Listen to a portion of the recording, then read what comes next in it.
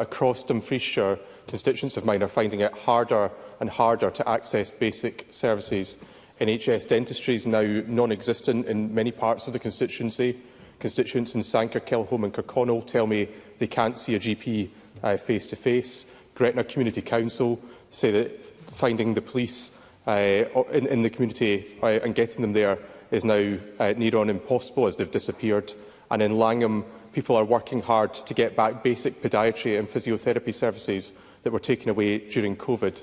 Does the Minister accept that poor services make it harder for elderly, disabled and disadvantaged people to live in rural communities? Minister. Thanks, President Officer. I think there are a number of items I think that he's raised there. I think one's in terms of, obviously, NHS Dumfries.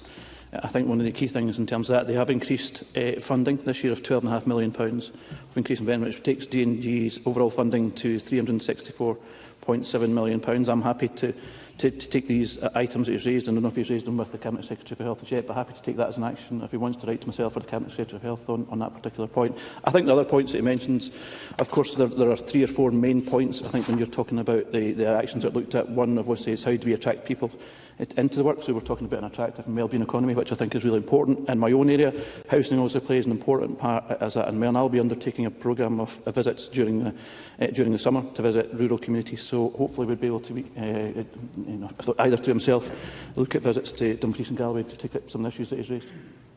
Question number 3, Elena Whittam.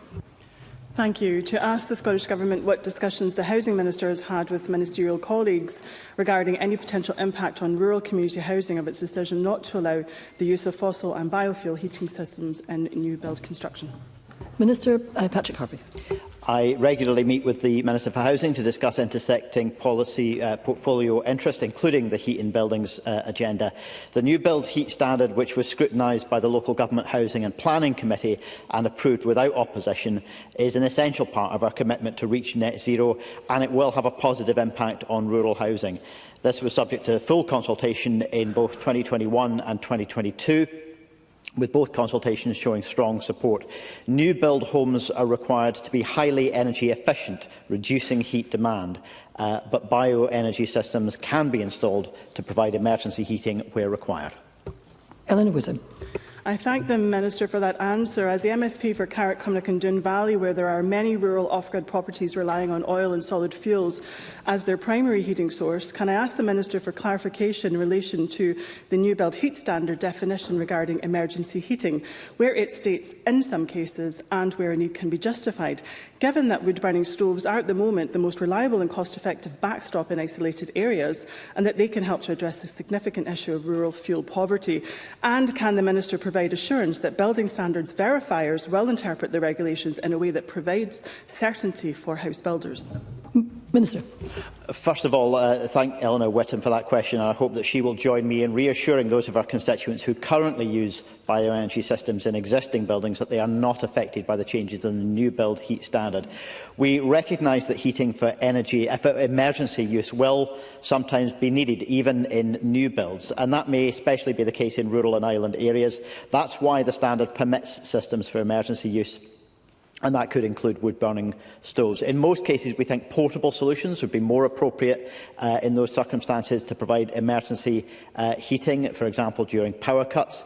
But the regulations require that heating systems are non-polluting, and a provision for emergency use was added, which is not restricted to clean heating in response to rural concerns.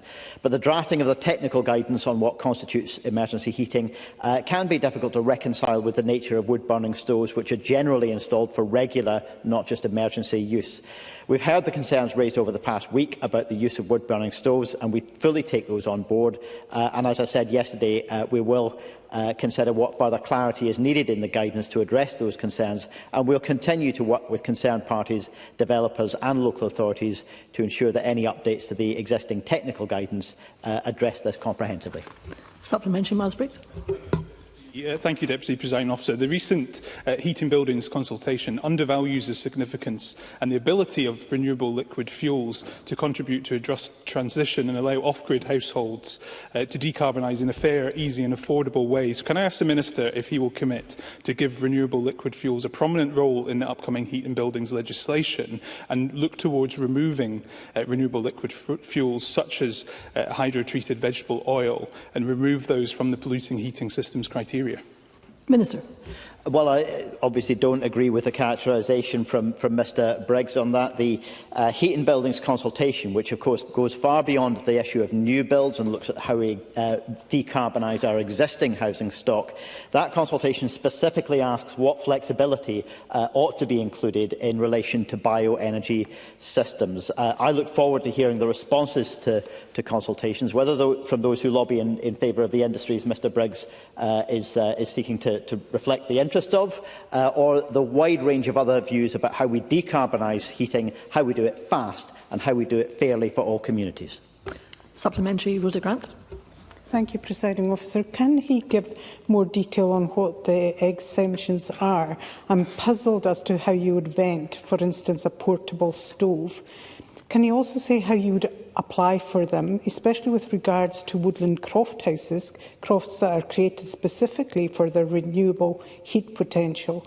And how do those changes impact on solid fuel stoves used for both cooking and heating, making the best use of the resource? And will he publish the island impact assessment with these changes? Minister. Well, I've already set out yesterday in response to some more detailed questions on this, the information that we've published, and I have committed, and I've stated again today, that we will look to work with partners to clarify any aspects of the technical guidance that need to be clarified in order to answer some of the concerns that have been raised in the last few days. But I would reinforce that the measures that we're taking forward are about the use of fixed heating systems, primary and secondary, in new build heating, in new build housing and new build buildings. They don't apply to emergency and backup systems, many of which will be the kind of portable systems that Rhoda Grant describes. And supplementary, Beatrice Wishart. Thank you, Presiding Officer. In recent years, Shetland's seen the vulnerability of its power network. Adverse weather events of wind and snow left homes without power and heating for days. Does the Minister agree that this would be a justified need for the installation of traditional heating in new builds for backup and emergency use? And does he agree that the messaging around this policy has been confused? Minister. I think the Scottish Government's messaging has been very clear. I'm sorry that some people, including, I'm afraid to say, a few people in this Parliament have sought to misrepresent this as a complete ban on wood-burning stoves. It is not, it never has been, and it will not be a complete ban on wood-burning stoves. I think Beatrice Wishart is quite right that some of the communities she describes do illustrate why the provisions in relation to emergency and backup heating systems are important, and why, going forward, the Heating Buildings Bill does need to reflect on those questions about the flexibility for biomass in relation to existing homes. I would also say, however, that Shetland is also a good example of an area of Scotland where rurality and indeed some of the issues affecting island communities are not a barrier to deploying clean heating systems, whether at an individual building level or a district heating level. Shetland, I think, is a good example of where the decarbonisation of heating can be achieved in a way that meets the needs of remote, rural and island communities. Question number 4, Bill Kidd. Thank you very much, Presiding Officer.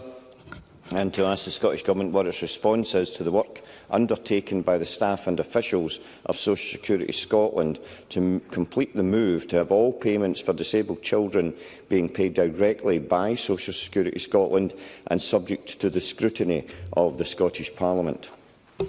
Cabinet Secretary. I'm incredibly proud of the work of Social Security Scotland staff and indeed those within the Scottish Government Programme and Social Security Directorate for the work that they have undertaken to achieve this key milestone. All payments for children and young people with a disability in Scotland are now paid by Social Security Scotland. By the end of 2023, over 47,000 awards were safely and securely transferred from the DWP's DLA for children to our child disability payments. £333 million was awarded to support disabled children and young people whose benefits transferred and their families. Bill Kidd.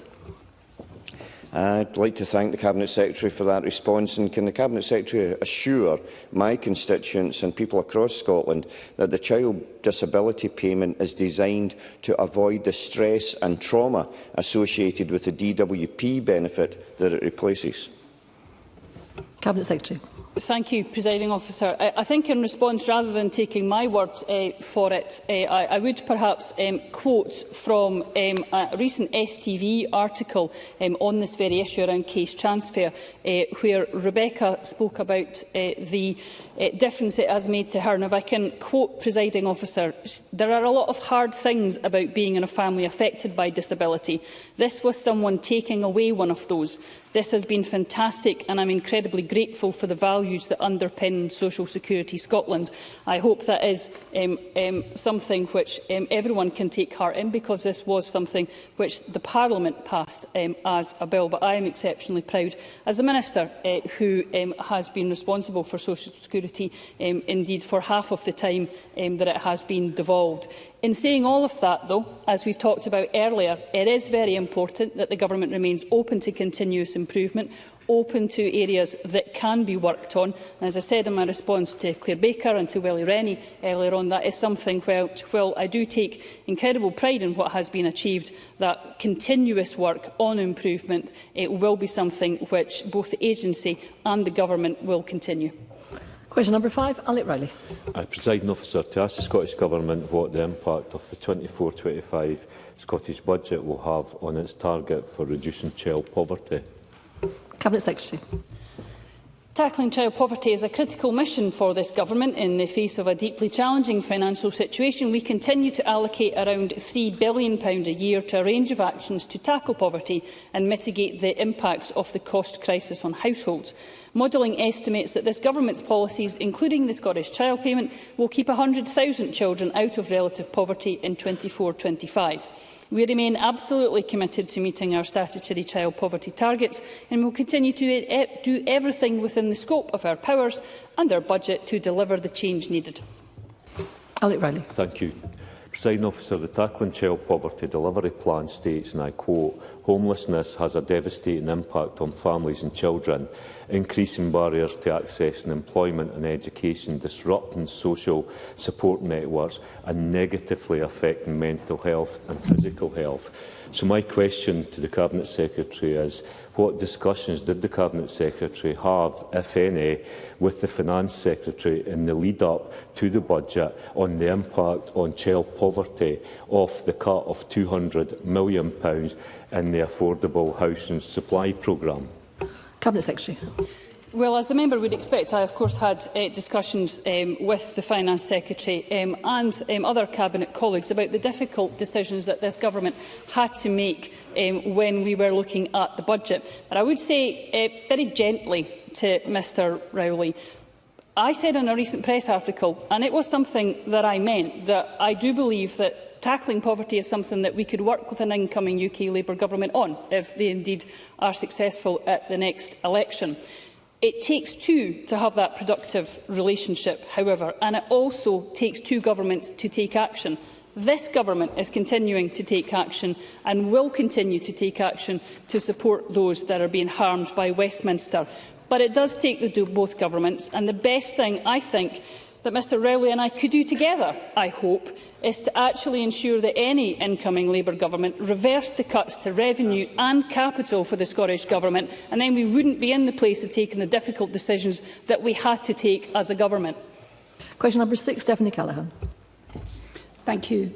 To ask the Scottish Government what its response is to the Child Poverty Action Group's recent analysis of official data, showing that 4.3 million children were in relative poverty across the UK, up from 3.6 million in 2010-11.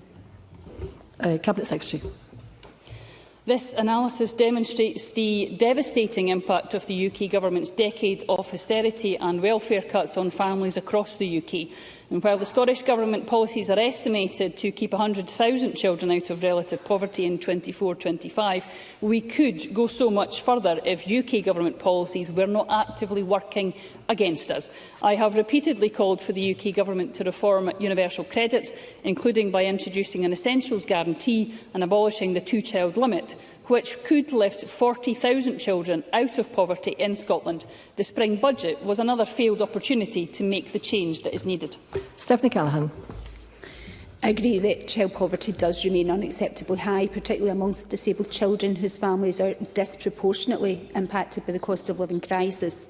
Yet Scotland has reduced child poverty, helped with social security measures like the child disability payment. So can I ask what steps are the Scottish Government taking to increase the uptake of the child disability payment in my Uddingston and Bellshill constituency and across Scotland? Cabinet Secretary. Well, this year alone we are investing £1.1 billion more than the UK Government gives us for social security, and we are taking that very seriously as an investment in the people of Scotland. We also take very seriously our obligations to ensure that those that are eligible for payments are both encouraged and supported to apply for what they are entitled to. So we already have received 6,000 child disability payment applications in North and South Lanarkshire, with take-up being driven by one example of this through our local delivery team, something which again is unique to the Scottish system. We will continue to ensure that we encourage those that are eligible to apply, to give them that support, and I hope one of the quotes I used earlier, Presiding Officer, gives the type of encouragement to people to come forward and be encouraged that there is a system without stigma, but instead with support for them. And brief supplementary, Paul O'Kane. Thank you, Presiding Officer. I note what the Cabinet Secretary said in her answer and in previous answers about an incoming Labour Government, and she will want to, I'm sure, support the transformational policies like the New Deal for Working People that will put money in people's pockets. But does she recognise in her own responsibilities here in Scotland that prior to recess, the annual release of official statistics showed that child poverty levels have been static at 24%, significantly above the interim target of 18%, which the Scottish Government is now almost certain to miss? Does she accept that she is going to miss these legally set targets? And if so, when is she going to come to this chamber and outline her concerns around that? Well, I don't accept the premise of that argument, Presiding Officer. As I said in my original remarks to Stephanie Callaghan, we are absolutely determined to meet our anti-poverty targets. You know what would make it a lot easier, though, Presiding Officer, as I have said and will continue to say in this chamber, if there wasn't one government trying to lift people out of poverty and another government, whichever, whether it's Labour or Tory, pushing them into poverty, that would help the people a hell of a lot more. And I would like to squeeze in questions 7 and 8, but I will need cooperation. I need short, succinct questions and short, succinct answers. With that, question number 7, Colin Smith. Thank you, Presiding Officer. To ask the Scottish Government what work it is undertaking to give greater representation to older people. Minister Paul McLennan. We continue to work with our trusted partners on the Older People's Strategic Action Forum on a range of priorities for advancing age equality. Ms Ruddock chaired the last meeting on the 27th of February. A Fairer Scotland for Older People framework for action was developed to challenge the inequalities older people face as they age. The framework outlines a range of activities we're undertaking to support older people to improve their lives, tackle age inequality and to celebrate older people in Scotland. Through our Equalities and Human Rights Fund, we are investing over £2.2 million in support of older people's organisations and age equality projects that deliver positive outcomes for older people. Colin Smith. Thank you, President Officer. A recent survey by Independent Age showed that almost 3/4 of those over 65 in Scotland think the issues they face are badly understood. Age Scotland's recent big survey revealed that just 3% of respondents felt it was easy for older people to have their voices heard by decision makers. Given that both surveys showed overwhelming support for an older person's Commissioner for Scotland, why does the Minister think those older people are wrong? Why does he think the work he's described is not in the view of older people working for them? Minister. Pleasure of meeting Independent Age a number of months ago and talked to them about some of these issues and again impacting the housing. In particular, I mentioned it about the Equality and Human Rights Fund. And over £2.2 million of that fund does go towards providing support for national organisations. Now, that obviously contributes as well to the Age Scotland National Helpline. Now, through that work, they identified £1.5 million for income benefits for older people who called their helpline then. So we're continuing also investing £3.8 million in funding to support another 53 organisations. And the point he mentions in regards to the Older People Commissioner, obviously I'm aware of the work that he's doing on that point. Obviously we will consider the evidence that's gathered by the consultation and respond to its findings on that. Our main priority is to support older people facing hardship through this cost of living crisis. Question number 8, Liam Kerr. Thank you. To ask the Scottish Government what its response is to figures showing there has been a decrease in the number of new homes started in 2023 compared with 2022. Minister Paul McLennan. Yeah, the Scottish Government has led the UK in housing, delivering more than 128,000 affordable homes since 2007, over 90,000 of which were for social rent.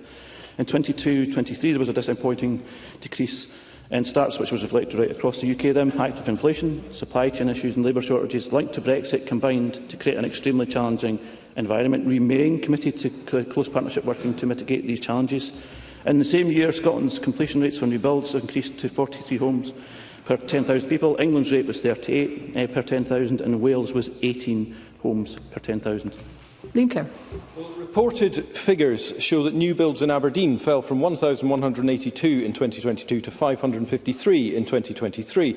The Council says that due to work needed to address RAC in Balnagask, other housing projects will be delayed. So will the Scottish Government reverse its opposition to helping Aberdeen Council to address RAC so these other housing projects can go ahead? Minister.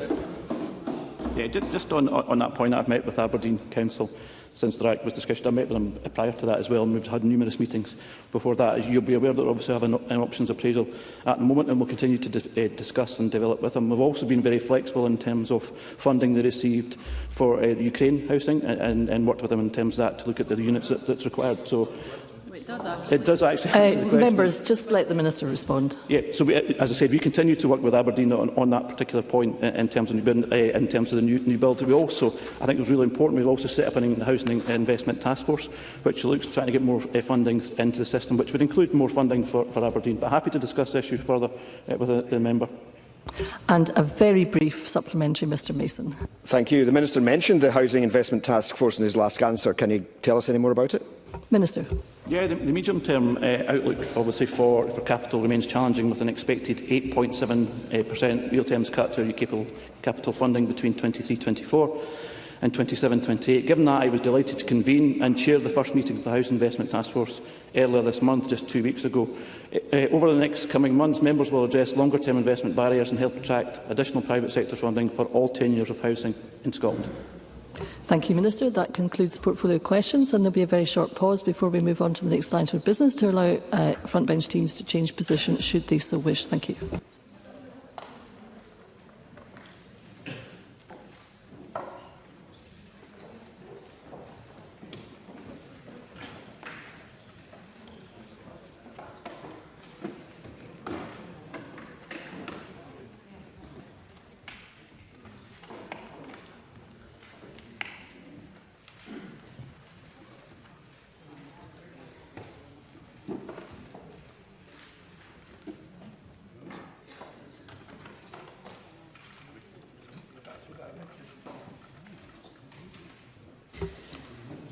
The next item of business is a statement by Mary McCallan on Climate Change Committee Scotland report, Next Steps. Before we move to that item of business, I want to make the following remarks. Important aspects of this afternoon's statement have been reported in various media outlets. Where the Government chooses to share information pertaining to any ministerial statement in advance of that statement being made, the Government remains responsible for ensuring that such information is not reported by the media before the Parliament learns of it.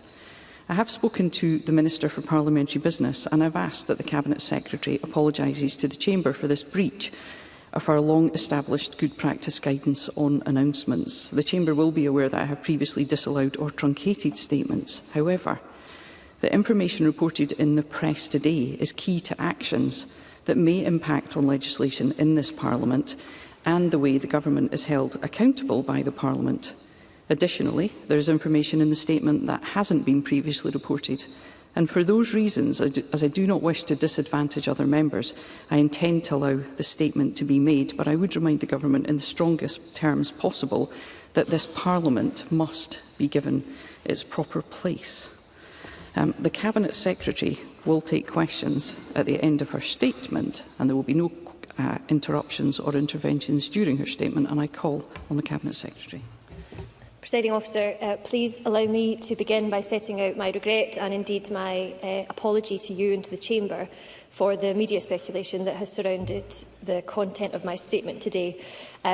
I regret it because I take the integrity of the Parliament very seriously and your role within that, but equally because it's made it more difficult for me to communicate something which I think requires very careful, nuanced and detailed communication.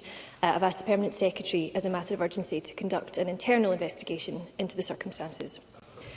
Presiding Officer, the race to net zero is one that we must all win, and I want to begin by affirming this Government's unwavering commitment to ending our contribution to global emissions by 2045 at the latest, as agreed by Parliament on a cross-party basis. I was grateful for the latest report from the Committee on Climate Change on our progress in reducing emissions. The CCC are a key partner in our net zero journey and their insights are essential.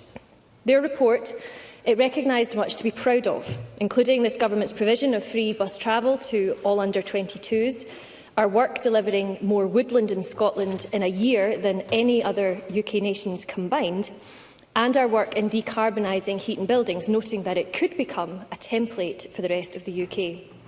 Considerable progress is also being made in energy. Scotland is becoming a renewables powerhouse, with 87.9% of electricity generation coming from zero or low-carbon sources in 2022. These are just some of the examples of the considerable work that has been taken and which sees us nearly halfway to net zero, narrowly missing our most recent annual emission reduction target, but still decarbonising faster than the UK average. But quite rightly, just as with the UK Government, the CCC challenges us to go further. And that's exactly what we will do, as today I'm announcing a new package of climate action measures, which we will deliver with partners to support Scotland's transition to net zero. Firstly, Presiding Officer, the global transition to zero emissions vehicles is happening apace. Indeed, major car manufacturers have named the day when they will cease manufacture of new petrol and diesel vehicles. Scotland has long been at the forefront of helping people make the transition to EVs, but now we will go further, working in partnership to more than quadruple the number of electric vehicle charge points across Scotland. Collaborating across the public and private sector, Scotland will see approximately 24,000 additional charge points by 2030. This will help ease any remaining range anxiety that people may feel and make sure that going electric is an option for every part of our nation. To make public transport fit better with people's lives and to encourage us all to choose more sustainable transport, we will also explore a new national integrated ticketing system for public transport in Scotland. We will encourage and support operators across all modes of transport to participate in this project, which aims to enable passengers to use one ticketing system for all elements of a journey. We will help people be less reliant on cars, and we will publish a route map to help deliver a 20% reduction in car use. This will not be a one-size-fits-all, top-down approach. We understand that urban and rural Scotland will contribute differently to this, and our Just Transition Plan for transport will ensure support for all communities. Turning to other vehicles, we will support the transition away from petrol and diesel vans, working with business, including the largest companies for an initial phase, and in line with our New Deal for Business principles, we will develop plans and support mechanisms to accelerate the switch to zero-emission technologies and more sustainable modes. We understand the importance of this transition to small businesses and independent traders in particular, and we'll ensure that their needs are at the heart of this work. Scotland's food and drink, Presiding Officer, is a significant national success story, and food security is important to this Government. That's why we're supporting our farming community to continue producing food whilst lowering emissions. The Cabinet Secretary for Rural Affairs is working with the sector to deliver this, including through the ongoing Agricultural and Rural Communities Bill and the Agriculture Reform Board that she co-chairs with the National Farmers Union of Scotland. But we want to do more to support our agricultural sector to lead the way in regenerative farming and food production. That's why we will take forward a pilot scheme with some Scottish farms to establish future appropriate uptake of methane-suppressing feed products or additives, a key measure to reduce emissions from livestock where practical. Some of these additives are being pioneered here in Scotland, so we look forward to working on this homegrown innovation. Proportionate carbon audits will also be required by farms receiving public support by 2028 at the latest.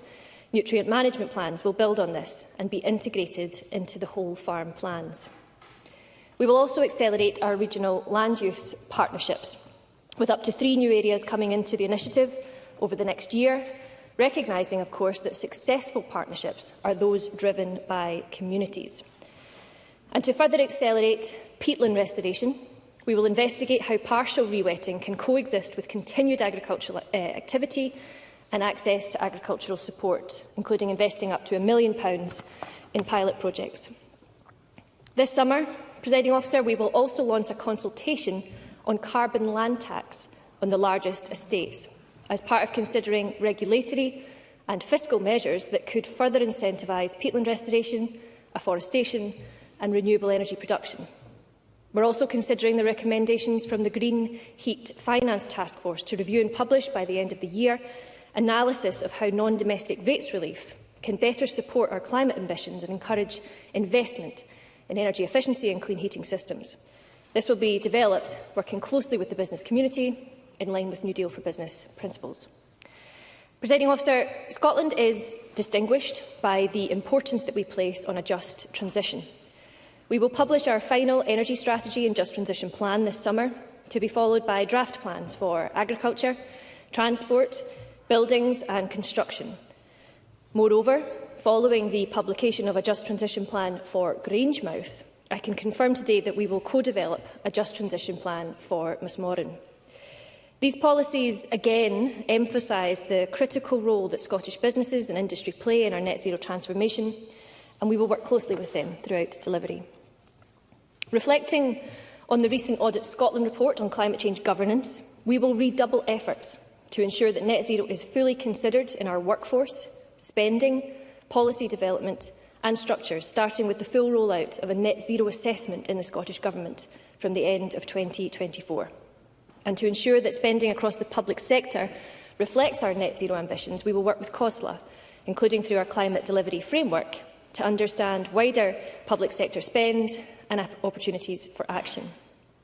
Finally, we will propose the establishment of a 4 nations climate response group, with a remit including climate financing and the balance of reserved and devolved powers. These policies, they sit alongside extensive ongoing work and will be built on through our next climate change plan and our green industrial strategy. Presiding Officer, with this ambitious new package, allow there to be no doubt about the seriousness with which this government treats the climate and nature crises and our readiness to act, to deliver. We must, however, acknowledge that we do so in difficult circumstances. The Climate Change Committee is clear, and I quote, that the UK is already substantially off track for 2030 and achieving future UK carbon budgets will, I quote, require sustained increase in the pace and breadth of decarbonisation across most major sectors. Indeed, we do see climate backtracking at UK level. With severe budgetary restrictions imposed by the UK Government and under the continuing constraints of devolution, we are trying to achieve societal and economic transformation with one hand tied behind our back. Indeed, such is the UK's unprecedented economic mismanagement that full delivery of our plans will be contingent on the UK Government reversing the 9% cut to our capital budget.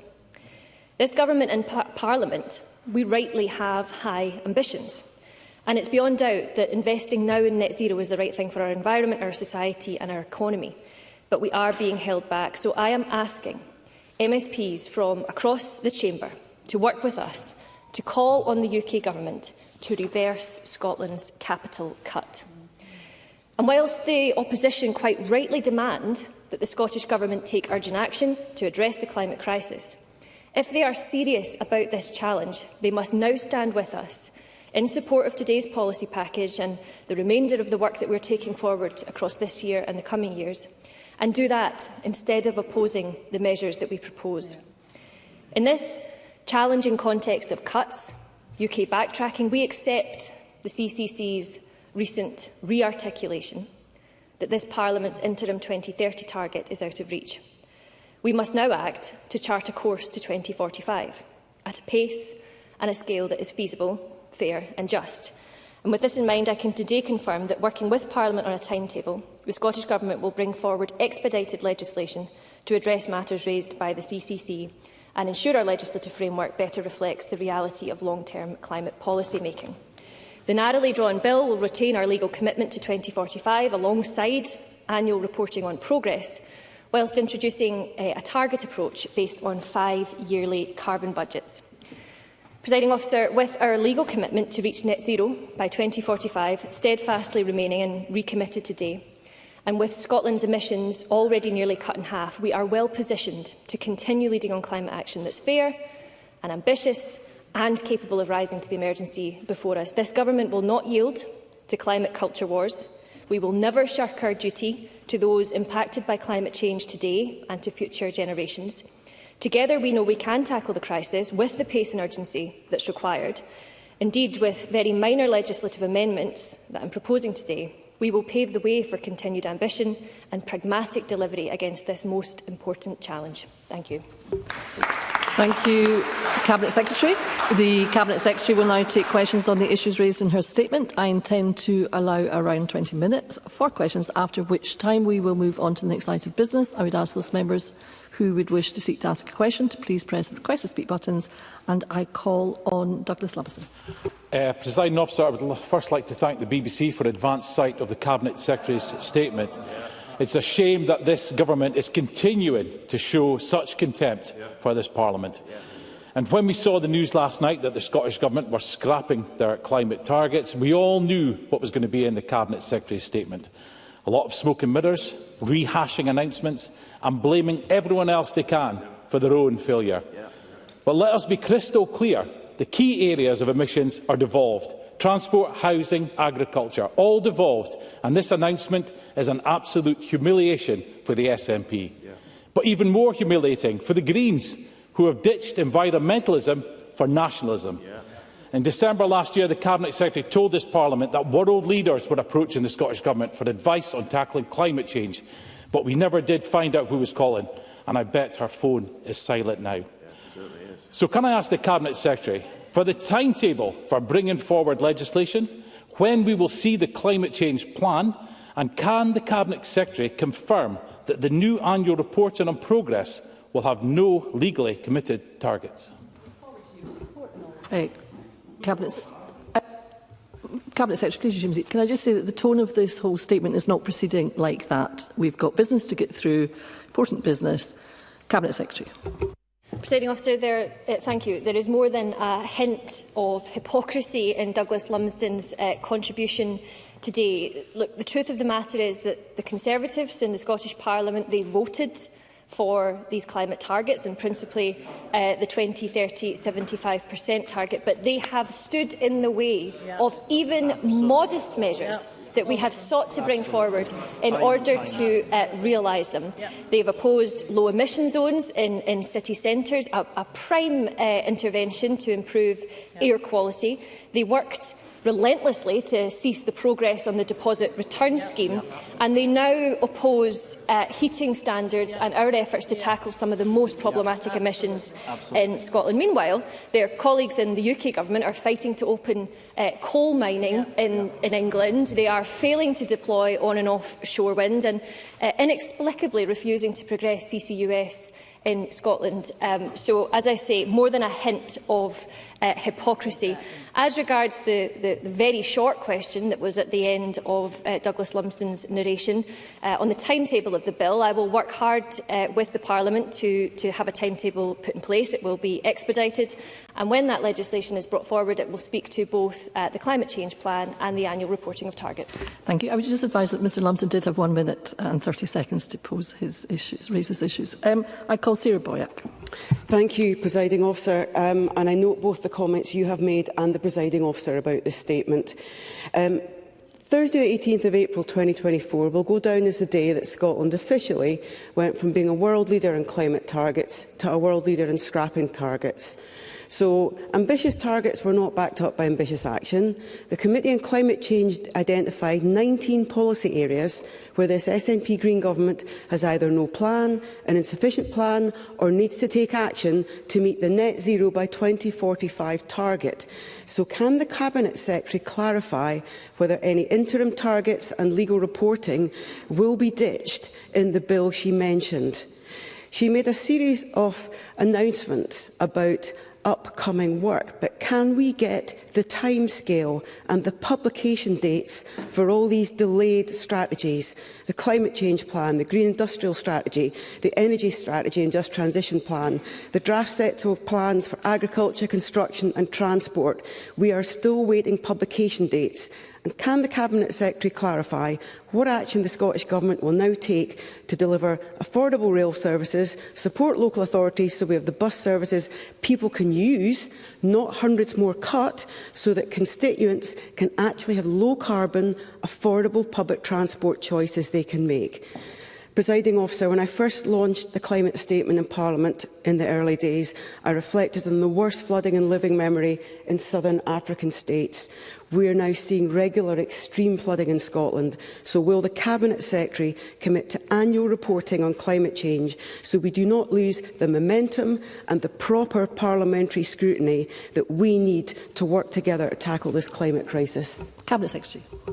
Presiding Officer, as regards annual reporting, I would just point Sarah Boyack to the section in my statement where I did confirm that that would be retained as part of the wider move to carbon budgeting. And as I say, I will bring forward more detail on the legislation when it's introduced to Parliament. I would ask Sarah Boyack not to... Look, I understand disappointment. I'm disappointed myself. My team and I have worked exceptionally hard not to have to make the change that we're making today. But let's not overplay what is being done here. This is a minor legislative amendment, restating our 2045 goal, but recasting the trajectory in line with what our independent advisers in the Committee on Climate Change advise is achievable. Sarah Boyack, others, every party across the chamber, they understood when we passed the previous climate legislation, the CCC's view that the 75% target was likely to be beyond what was achievable. And in fact, it is my and the government's efforts now to correct that with a narrow bill, which will pave the way, we hope, for the continued delivery and action that we have sought to demonstrate in previous years.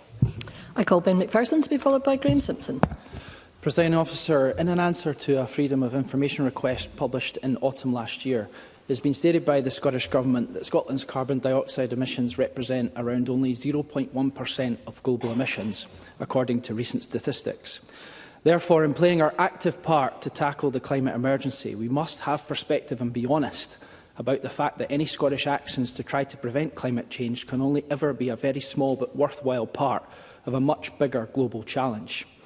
In that context, does the Cabinet Secretary agree with me that it is important to acknowledge that Scotland is already going further and faster than many other comparable countries in our efforts to reduce emissions and innovate, and that today's statement confirms we will purposefully continue to do so with ambition and credibility?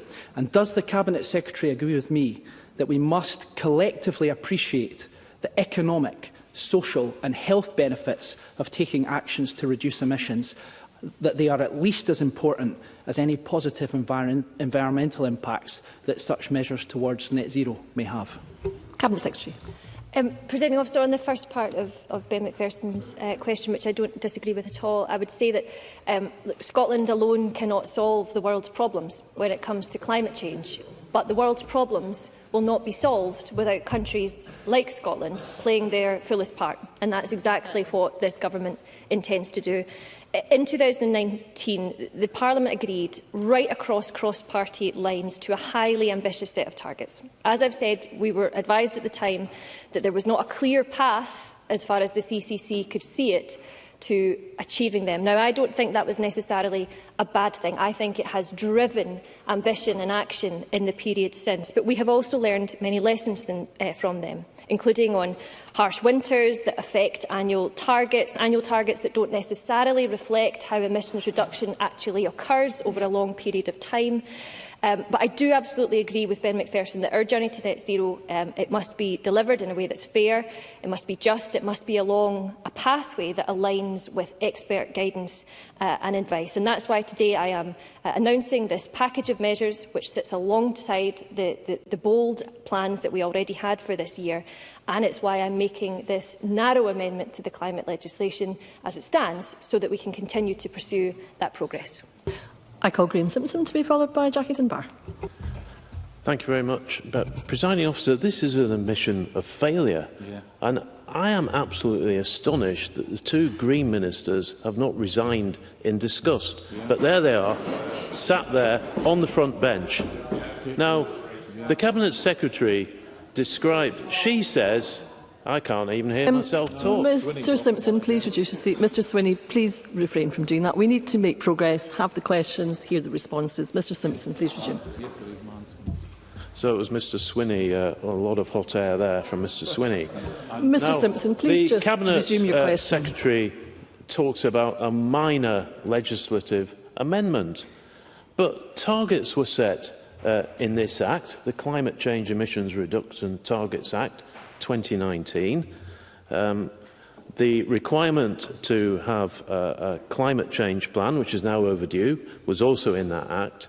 Can the Cabinet Secretary tell us what will remain in this Act in her, what she describes as a minor legislative amendment? Cabinet Secretary. Presiding Officer, it's the intention of the Government that the vast majority of what is in the Act will be retained, subject to those changes that I have set out today, which coalesce principally around the 2030 target and annual targets. But as I've said, I intend to seek to take the bill forward on an expedited basis. I'll work with the Parliament on that timetable and indeed on the content of the bill. I call Jackie Dunbar to be followed by Colin Smith. Thank you, Presiding Officer. The plans and ambitions of the Government require sufficient resource to be realised. Our climate targets and how we go about realising them cannot be discussed or considered in isolation from the wider UK context. What will the Cabinet Secretary do to reiterate to the UK Government that it must reverse the swingeing cuts it has imposed on Scotland in order for us to fully realise our ambitions for climate and nature? Cabinet Secretary. Presiding Officer, there's absolutely no doubt that the limits of devolution, as well as other matters, including technological advance, etc., are a hindrance on what we are seeking to do, which is to institute the economic and the societal transformation that the climate emergency demands on us. As I said in my statement, the budgetary restrictions imposed by the UK Government, and in particular that up to 9% cut to our capital budget, are devastating for our ambitions on climate change. MSPs across this chamber, I am calling on them to join with us and to call upon the UK Government to reverse Scotland's capital cut so that we can invest in the kinds of infrastructure which countries across the world are. And I would point to the Inflation Reduction Act in the US, similar schemes that the EU are taking forward, and I would highlight the absolute absence of those plans at UK level from the current incumbent government, and equally from the Labour Party, who are seeking to enter number 10, having just ditched their green investment pledge of £28 billion. I call Colin Smith to be followed by John Swinney. Does the Cabinet Secretary understand that she can add yet more plans, yet more strategies to the 82 that we've had already? But it's the actions of this Government that has led to this humiliating, not minor, ditching of targets. Take woodland creation. The Climate Change Committee said it needs to double. But this month, this Government are halving the budget. So does the Cabinet Secretary believe that action will increase or decrease woodland creation? Will this be just yet another missed target? Cabinet Secretary. As Colin Smith, talks about plans and strategies and action, that's what delivery is made from. It doesn't come from what Colin Smith does and what his party do, which is turn up to this chamber and vote for targets and then fail to back even modest measures that the government brings forward to try and institute them. This government has, in recent years, delivered some extremely ambitious policies. He mentions forestry. 75% of all new forests created in the UK in recent years have been in Scotland. We are investing £250 million in peatland restoration, 65 million in nature restoration. We've got 37% of our waters in marine protected areas, and my colleagues are taking forward a biodiversity strategy now. It is very easy to be Colin Smith. It is much more difficult. Cabinet Secretary, please resume. We need to have the courtesy and respect to listen to the Cabinet Secretary's response. Please so proceed. Cabinet Secretary. Presiding Officer, I was going to go on to say it is much more difficult to be those who are responsible for delivery, but that's exactly what this government is committed to. I call John Swinney to be followed by Alec Cole-Hamilton. Presiding Officer, given the degree to which many of the practical changes that are required to achieve our climate targets are often contested or the subject of criticism and frequently resisted by some members of Parliament, what significance does the Cabinet Secretary attach to trying to overcome these obstacles by working with local community-driven initiatives, such as the one she visited in my constituency yesterday, where people are coming together in Dunkeld and Burnham to encourage real commitment around climate action within their own community? Does that not offer us more hope than the hot air and empty rhetoric we've heard from the opposition today? Cabinet Secretary. Presiding Officer, it absolutely does. I know from, and I know my colleagues will be the same, from the engagement that we have with people who care about this issue across the country, you can often feel that the magnitude of the climate crisis makes you feel that as an individual you can't contribute, you can't make a difference. But it's not the case. And examples like the Climate Cafe initiative, including where it was born in Dunkeld and Burnham that I visited yesterday, they exemplify how communities and action that is driven from the ground up is happening all across Scotland, and it is making a considerable difference in this all of Scotland, all of government, all of business, all of society challenge. I call Alec Cole-Hamilton to be followed by Maggie Chapman. Thank you, Presiding Officer. Presiding Officer, what the Cabinet Secretary describes as a minor legislative amendment is in fact a monstrous generational betrayal from the SNP and their Green partners. It is a cynical attempt to dodge bad press by simply abolishing the climate change targets that they have repeatedly missed. For years, we have had to endure smug lectures from nationalist ministers about how Scotland was a world leader on climate targets, but it is never delivered on the hard graft of insulating homes, making transport cleaner or creating green jobs. They are incapable of getting even the basics right because their nationalism has always trumped their environmentalism. So can I ask the Cabinet Secretary, given the botched recycling schemes, the rail fare hikes, the bus service cuts, is there anywhere else on the planet where Greens in government have torched climate targets for a seat at the table? Cabinet Secretary.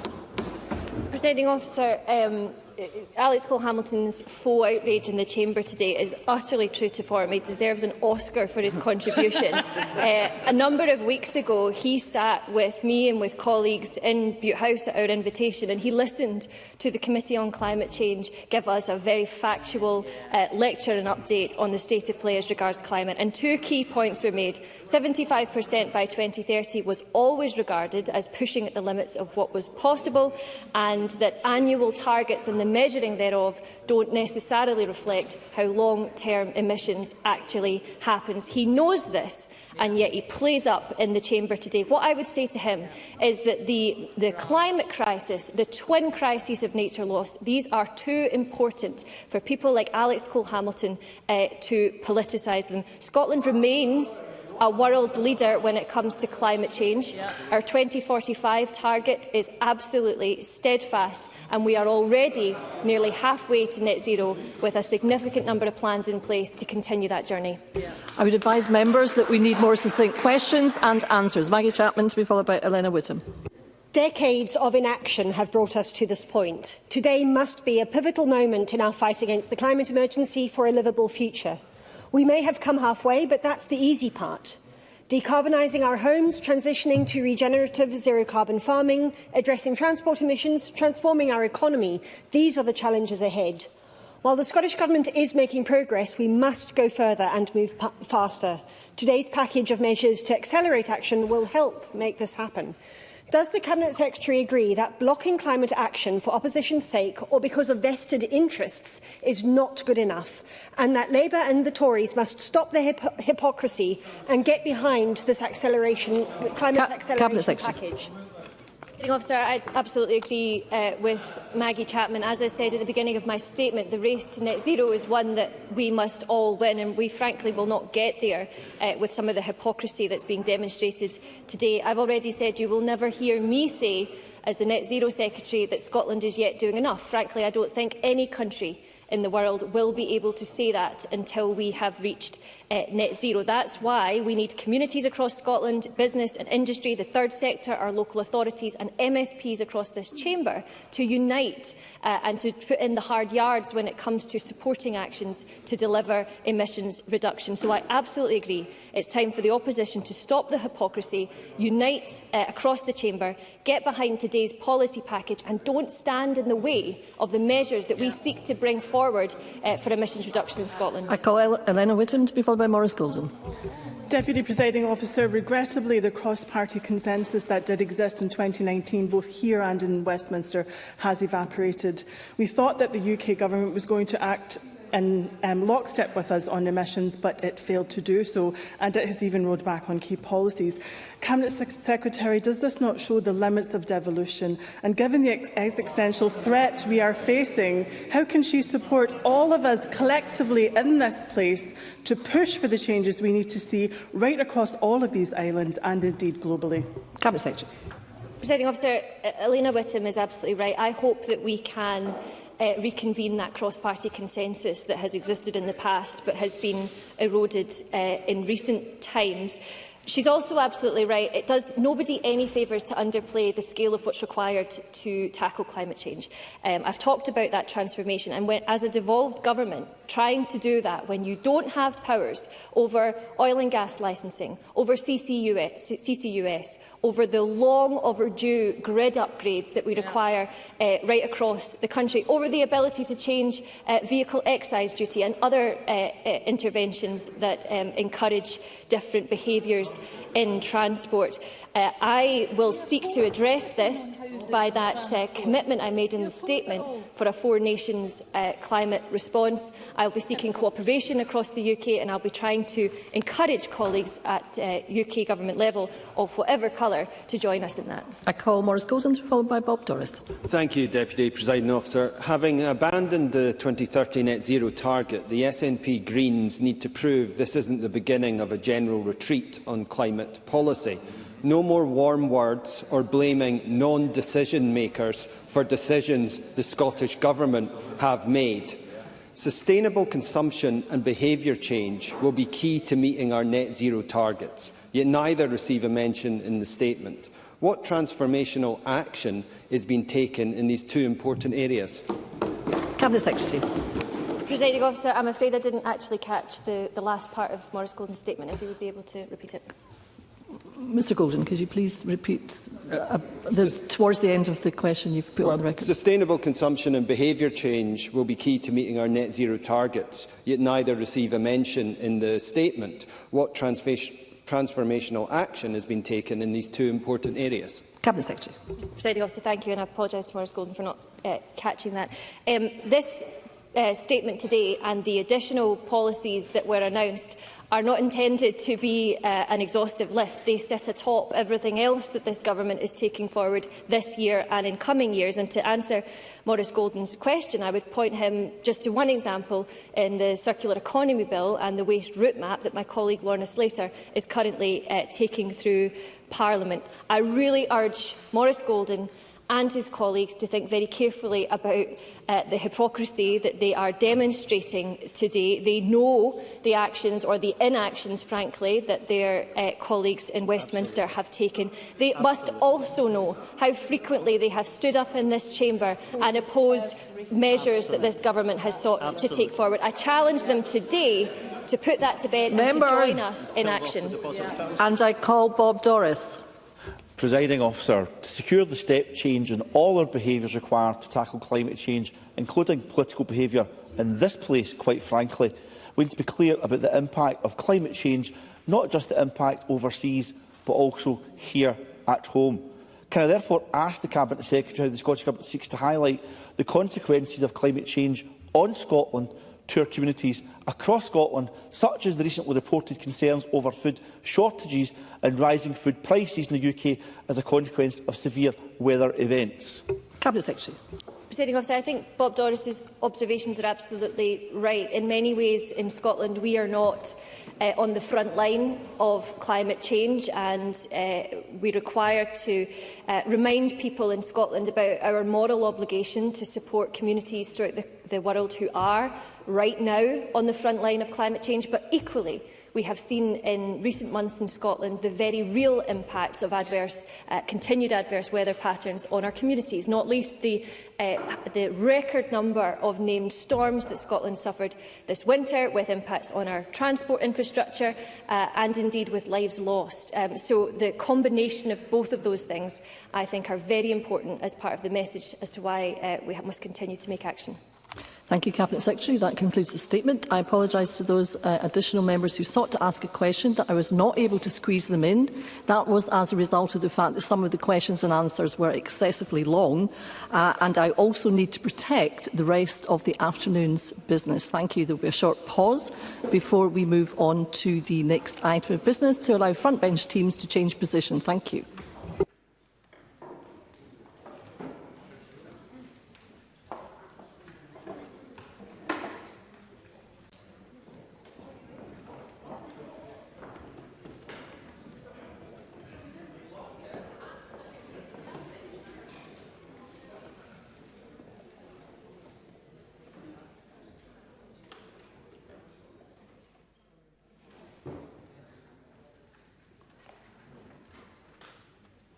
Okay, the next item of business is a debate on motion 12882 in the name of Mark Griffin on Scottish Employment Injuries Advisory Council Bill at Stage 1. I'd invite members wishing to participate in the debate to press the request to speak buttons now or as soon as possible.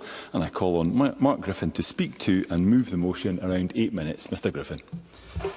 Thank you, Presiding Officer. And just at the outset, make a voluntary declaration of interest as a member of USDA and Unite Unions. Today, I'm absolutely delighted to move the motion in my name and ask that Parliament agrees to the general principles of the Scottish Employment Injuries Advisory Council Bill.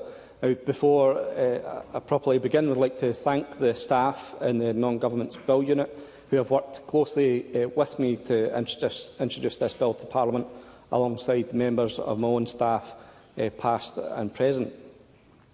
This bill will establish an independent advisory council with permanent trade union and worker representatives. It will scrutinise the legislative proposals and framework for employment injury benefit in Scotland. The bill gives the council the power to investigate and review emerging industrial and employment hazards that result in disablement through disease or injury. And that includes the power to conduct research independently and make recommendations for the ongoing evolution of the devolved employment injuries assistance framework. The Council's investigations may lead to the expansion of benefit eligibility to further groups of people who are injured or ill because of where they work. And appeal to every member in this chamber not to turn their backs on the workers who find themselves grappling with injury and disease brought on as a result of their job. Nurses, social care workers, teachers, footballers and shop workers who have become ill directly because of the work they do, they deserve our support. Sheena, a teacher in Dundee who now suffers from long COVID after likely catching the virus in the classroom she was teaching in. She told me about her invisible disease, which has left her hard of hearing and continually fatigued, unable to return to the job she loves. Sam, who, suffering from an asbestos-related condition, has highlighted the plight of women workers who have been exposed to chemicals, dyes and dust, yet a gendered system effectively prevents their entitlement to the benefits they clearly need. If you were a man, and yep, certainly. John Mason. I thank the member for giving way. I mean, I think there's a lot of agreement with what he says, that we should absolutely be dealing with some of these issues. But am I right in saying that his bill does not include any money, any costing, to pay the teachers, the other people who do deserve such benefits? Mark Griffin. No, this establishes a council that establishes the workers who are impacted by these illnesses and injuries, that gets them round the table to designing the benefit. The budget to pay for these conditions has been devolved from the UK Parliament to this Parliament. It's up to this Parliament to take the responsibility of creating a system that is fit for purpose, that doesn't ignore the female workers that have been ignored for the last 40 to 50 years. And the female workers, if you had a man who works with asbestos and contracts mesothelioma as a result of their exposure, they're covered. But if you're a woman who works in an environment with asbestos, because you just happen to not touch the asbestos through the course of your work, but still inhaled the fumes every day, you're completely ignored by this system. And it's people like that that we need round the table to design this benefit as it's introduced, as it's devolved, and it's a huge gap in the devolution process so far. So I really need to express my sincere thanks to Sheena, to Sam and the countless others who have shared their absolutely heartbreaking stories with me over the years. They've absolutely convinced me of the need, the necessity for this bill. Organisations like the Disabled Workers Committee of the STUC, Action on Asbestos, Thomson Solicitors, Scottish Hazards, Long COVID Scotland, Child Poverty Action Group, Close the Gap, Scottish Healthcare Workers Coalition and even the Government's own established Fair Work Convention have all shaped and supported the development of this bill. I'm grateful for the endorsement of trade unions, including Unite, USDA, GMB, Unison, PFA Scotland, the Fire Brigade Union. All members of the STUC back this proposal. The SNP trade union group back this proposal. It's just a shame the Government don't listen to their own trade union members. Yesterday, the STUC unanimously adopted a motion of support for this bill, calling for the Government to accelerate the delivery of Scottish employment injury assistance and an advisory council. I'd also like to mention the many ex-professional footballers who have supported my colleague Michael Mara's Injury Time campaign to have brain injuries in football classified as an industrial injury. That's a cross-party campaign, support from SNP MPs down south, but doesn't seem to have the support up here. It's backed by Sir Alex Ferguson, Craig Levine, Gordon Strachan and Alex McLeish. And all of these organisations work and support have highlighted the urgency, the absolute urgency of giving people who are ill because of their job a stronger voice and a fairer deal in terms of employment injuries assistance in Scotland. Nobody, absolutely nobody, should suffer unnecessarily because of the job they once did. Firefighters who keep us safe from burning buildings and toxic fumes are now 3 times more likely to suffer from prostate cancer, leukaemia or esophageal cancer. Right now, they're entitled to absolutely no support from the Government in recognition of the role their job played in making them ill. Teachers who worked in classrooms with asbestos are now suffering from mesothelioma, but again entitled to no support. Footballers like Billy McNeill and Gordon McQueen were 3 times more likely than the rest of us to suffer from dementia, but again were entitled to no support for the illness that their job caused. Certainly. Martin Whitfield. I'm very grateful to my colleague Given Way. And we've heard across this chamber throughout this session, and indeed at last we recognise the importance of the lived experience of people to feed into the construction of legislation. And isn't your proposal today the very visual effect of that, of lived experience, people being able to formulate so that going forward, future people have a much better benefit than they've had? Mark Griffin. Absolutely. Thank Martin Whitfield for that intervention. It seems strange that we have a current UK industrial injuries system where we have a UK advisory council with medical experts, with trade unionists, with people with lived experience sitting on that council advising government. We devolve the system and we cut out trade unionists, we cut out workers, we cut out people with lived experience and somehow pretend that this Parliament is a more progressive place than the big bad Westminster. It's clearly not. It's clearly failing workers, those with lived experience, those who absolutely deserve a seat at the table to make sure that this newly devolved benefit is absolutely fit for purpose. Presiding Officer, the only reason that I have heard from the Government to oppose this piece of legislation is that it's not the right time. I absolutely cannot accept or understand this argument at all. The Government must produce a business case. In line with their agreement with the Department of Work and Pension, they must devise and publish a business case for the end of March 2025 on the devolution and introduction of this new benefit. That's less than a year away. How can the Government expect to create that business case, to devise a fairer system for those who become ill or injured at the work, without the very people who have become injured and ill at the work round the table, setting up that new benefit, setting out what the entitlement criteria should be, designing the system from day one? It's a huge omission. Sorry, Mr Mason, I think I'm in my last minute, but I'll be happy to take another intervention at my closing speech. Presiding Officer, I think the time for action is now. This bill represents a crucial opportunity to deliver meaningful change, and I would ask the Government in closing, if not now, then when? Thank you, Mr Griffin. I now call on Shirley-Ann Somerville, Cabinet Secretary, around 7 minutes, please. Thank you very much, Presiding Officer. And I want to begin by thanking Mark Griffin for his ongoing commitment to people who have experienced an industrial injury or occupational disease, evidenced by the introduction of this bill. Equally, I want to pay tribute to those who have worked with him in the development of this bill and have given evidence and taken part in that consultation process that he has driven.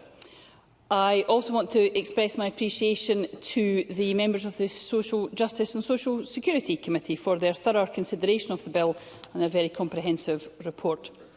I do recognise that there is a degree of support for the concept of a Scottish Advisory Council.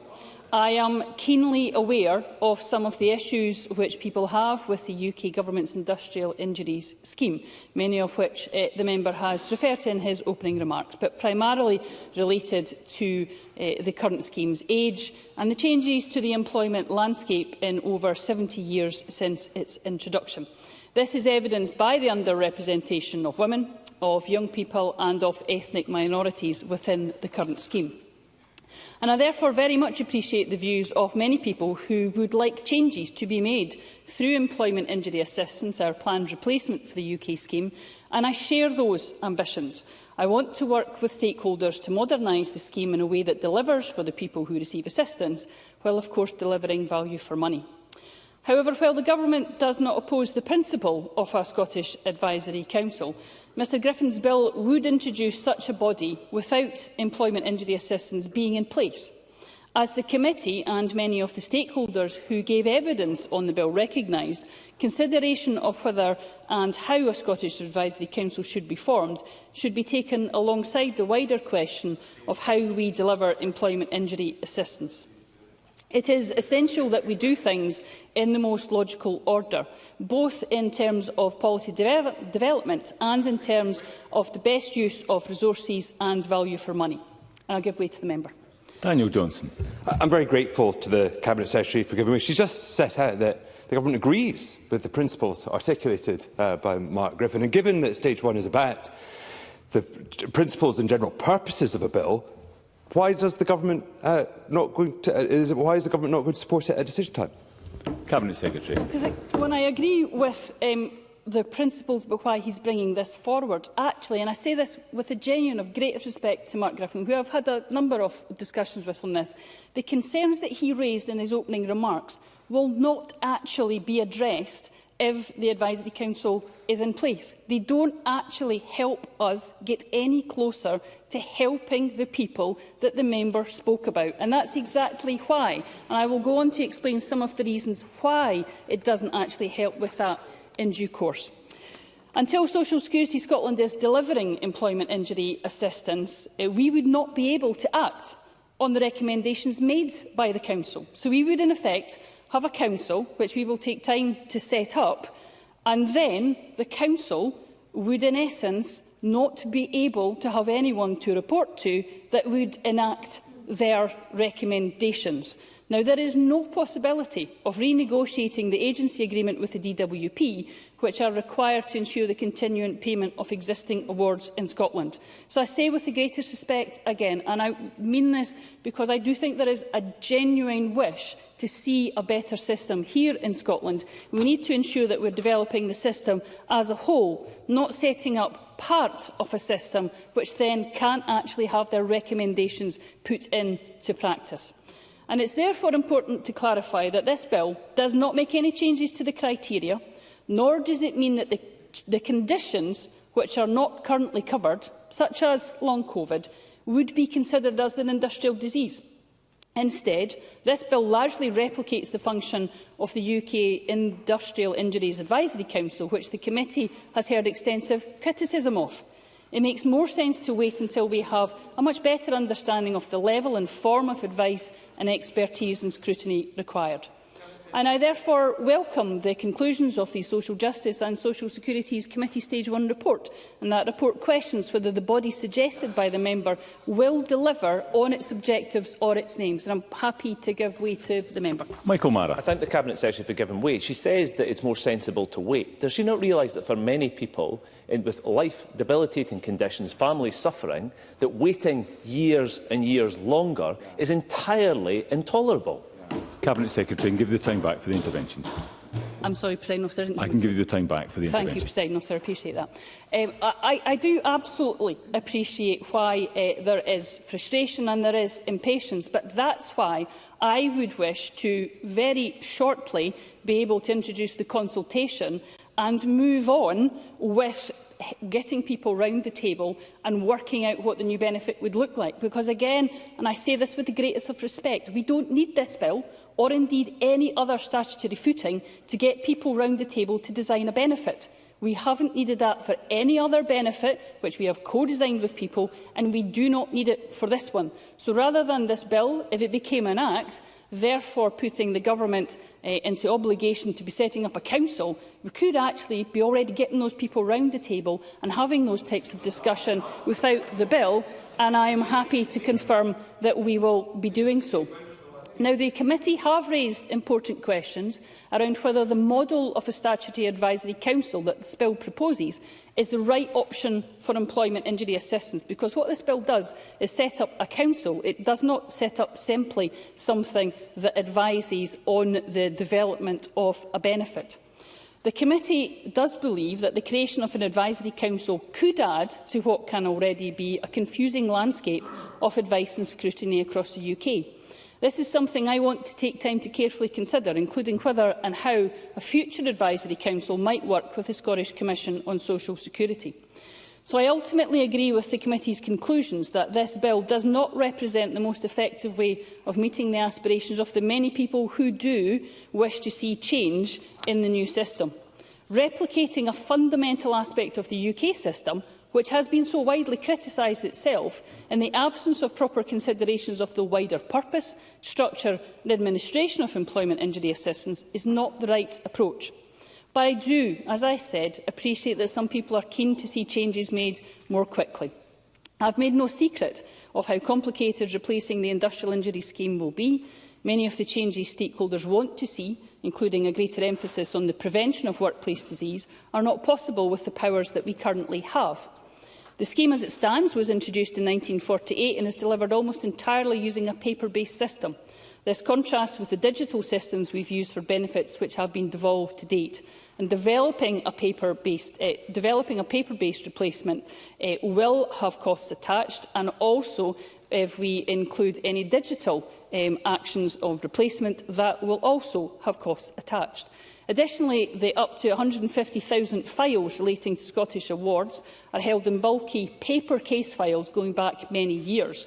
We need to carefully consider how we can do case transfer with the age, condition and the location of those files. And that's important work that we will continue with the UK Government. We are considerably constrained on our ability to make changes in the short term, but I am committed to exploring how employment injury assistance can be reformed so it meets the needs of the people while protecting payments to current clients. To that end, we will launch a consultation on employment injury assistance in the coming weeks, specifically focused on the immediate next steps. That's an important first step in what will be a comprehensive process of engagement with stakeholders and, crucially, with people with lived experience of the current scheme. In the weeks following the launch, meetings with disabled people's organisations and trade unions will be set up, should they so wish to take part, to discuss the range of challenges with replacing the scheme and our next steps, and of course the opportunities that come with that too. In line with our commitments and depending on the outcome of that consultation, that will of course be followed by the establishment of an advisory group. So again, I stress we do not need this bill to have that type of group established. This group will consider the responses to the consultation along many of the issues that have been raised during the evidence sessions on this bill. Given the understandable interest generated by the Members' Bill, I do agree with the committee that it is important that the advisory group carefully consider these offers. If I have time, Presiding Officer. Very briefly, Miles Briggs. Can I just ask, what will be the makeup of that advisory group? Cabinet Secretary, and I would be obliged if you could start winding up now. Certainly, Presiding Officer. I will say I'm happy to return to that in my closing remarks, but I think particularly people with lived experience, trade union representations and others who have shown an interest during this progress. There's a lot to learn from this bill's progress that we can take forward. But I wish, in closing, Presiding Officer, to reiterate my thanks to Mark Griffin for his work on this important matter.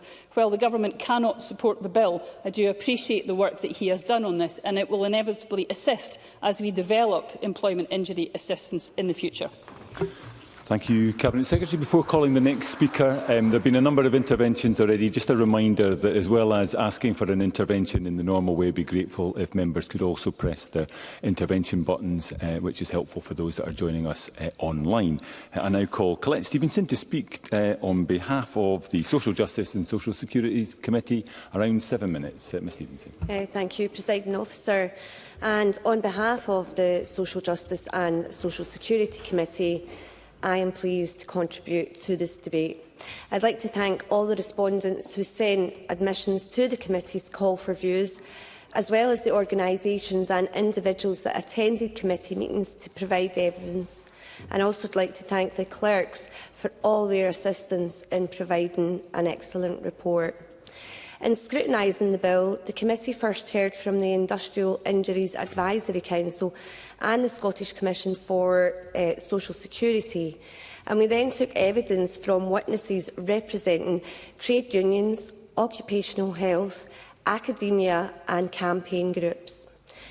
The bill proposes to create an independent Scotland Employment Injuries Advisory Council, which would, amongst other functions, scrutinise regulations on employment injury assistance, the plans equivalent to the Industrial Injuries Disablement Benefit. The current Industrial Injuries Scheme and associated benefit has now been in place for more than 3/4 of a century. The scheme was created for a world that is very different to the one that exists now, and Unite the Union in particular have described it as outdated and laborious. Other witnesses we spoke with were similarly critical of the system in place and highlighted its shortcomings. Weaknesses cited included the fact that it is slow to effect change, fails to deliver for women and ethnic minority workers, and does not take account of modern occupations and diseases. Scottish Trade Union Congress characterised the system as inherently unequal and inaccessible, with a hugely disproportionate impact on women. What came through clearly in evidence was that the system needs to change, and there was considerable support for the bill among stakeholders. The Fire Brigade Union said in evidence that having the Advisory Council in place is essential to reform the benefit so that it is properly devolved and fit for purpose in the modern day. However, despite the strength of sentiment from witnesses, members of the committee felt uncertain that the bill could bring about the change and modernisation that stakeholders want. Firstly, there was concern about whether the Advisory Council would be able to deliver on its aims and address gaps in data collection, given the limited research budget proposed as part of the bill. Members also questioned whether it would be possible to recruit the expertise needed for an Advisory Council, given that both the Industrial Injuries Advisory Council and the Scottish Commission on Social Security indicated that recruitment has been an issue and the Advisory Council would be seeking people with similar expertise. There is also the question of timing. The Scottish Government argues that to introduce the bill and the associated advisory council before employment injury assistance is in place is impractical and financially inappropriate.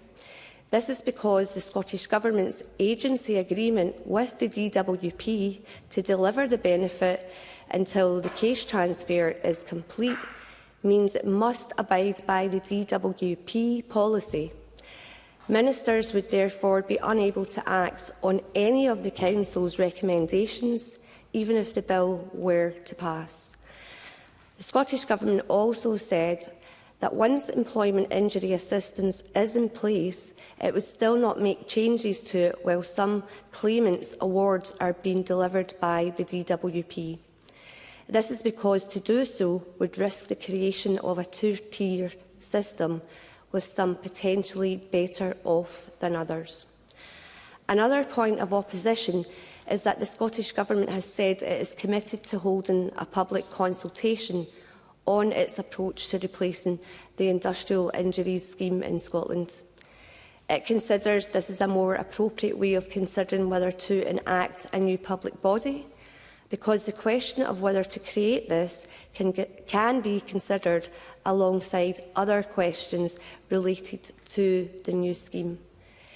In its Stage 1 report, the committee notes concern that the creation of an advisory council could add to an already cluttered policy landscape.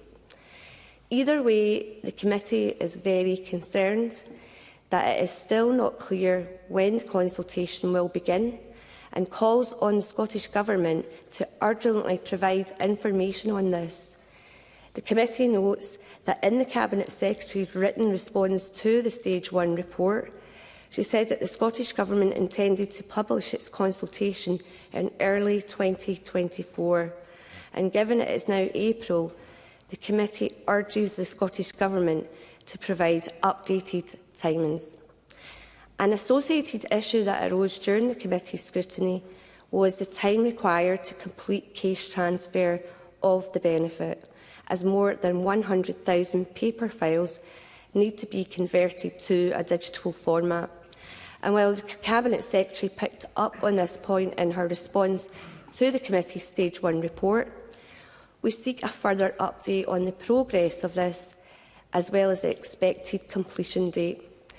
Returning to the merits of the bill, while the committee recognises the good intentions of the member in charge in bringing it forward, ultimately the majority of the committee could not support it.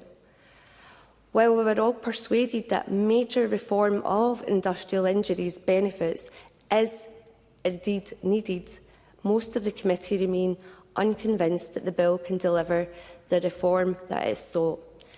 And we do not want its passage to falsely raise expectations.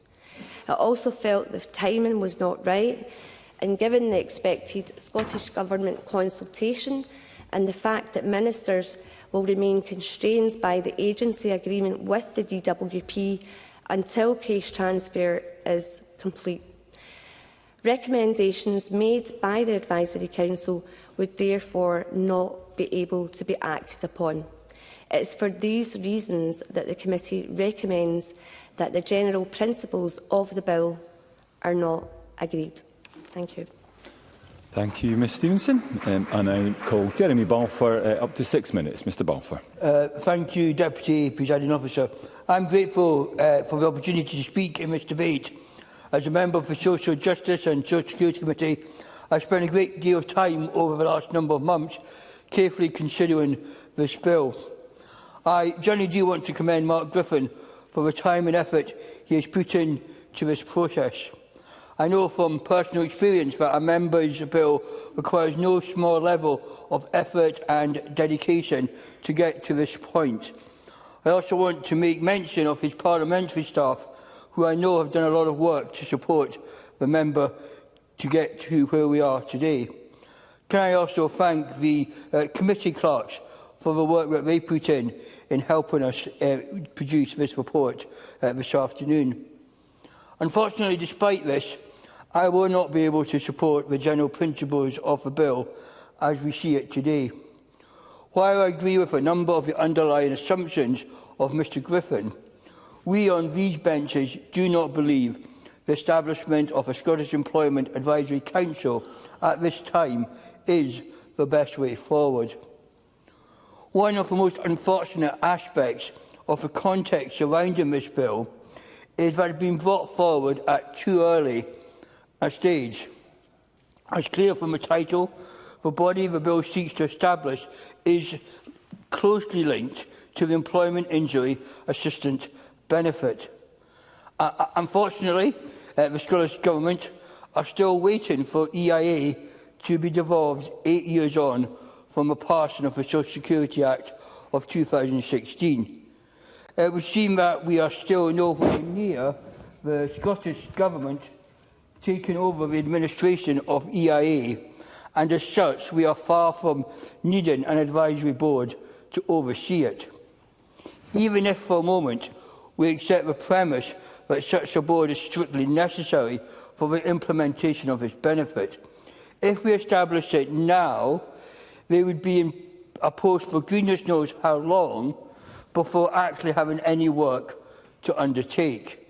It would be neither financially or practically sensible to do so. Of course. Mark Griffin. No, the point has been made on timing. You know, we're at a stage 1 debate. We've still got stage 2, stage 3, royal assent and commencement. You know, we are nowhere near a council being established overnight, and there's only a year until the government needs a business case. We're going to be fast running out of time to get a council in place, never mind being too early. Jeremy Balfour. Again, I understand where the member's coming from, but I think the point is, and what we have done with every other benefit with, I think, cross-party support on this, is that we have done a safe and secure transfer. That means we haven't looked at changing the rules and regulations of the benefit until everyone is in receipt and has been administrated here from Scotland.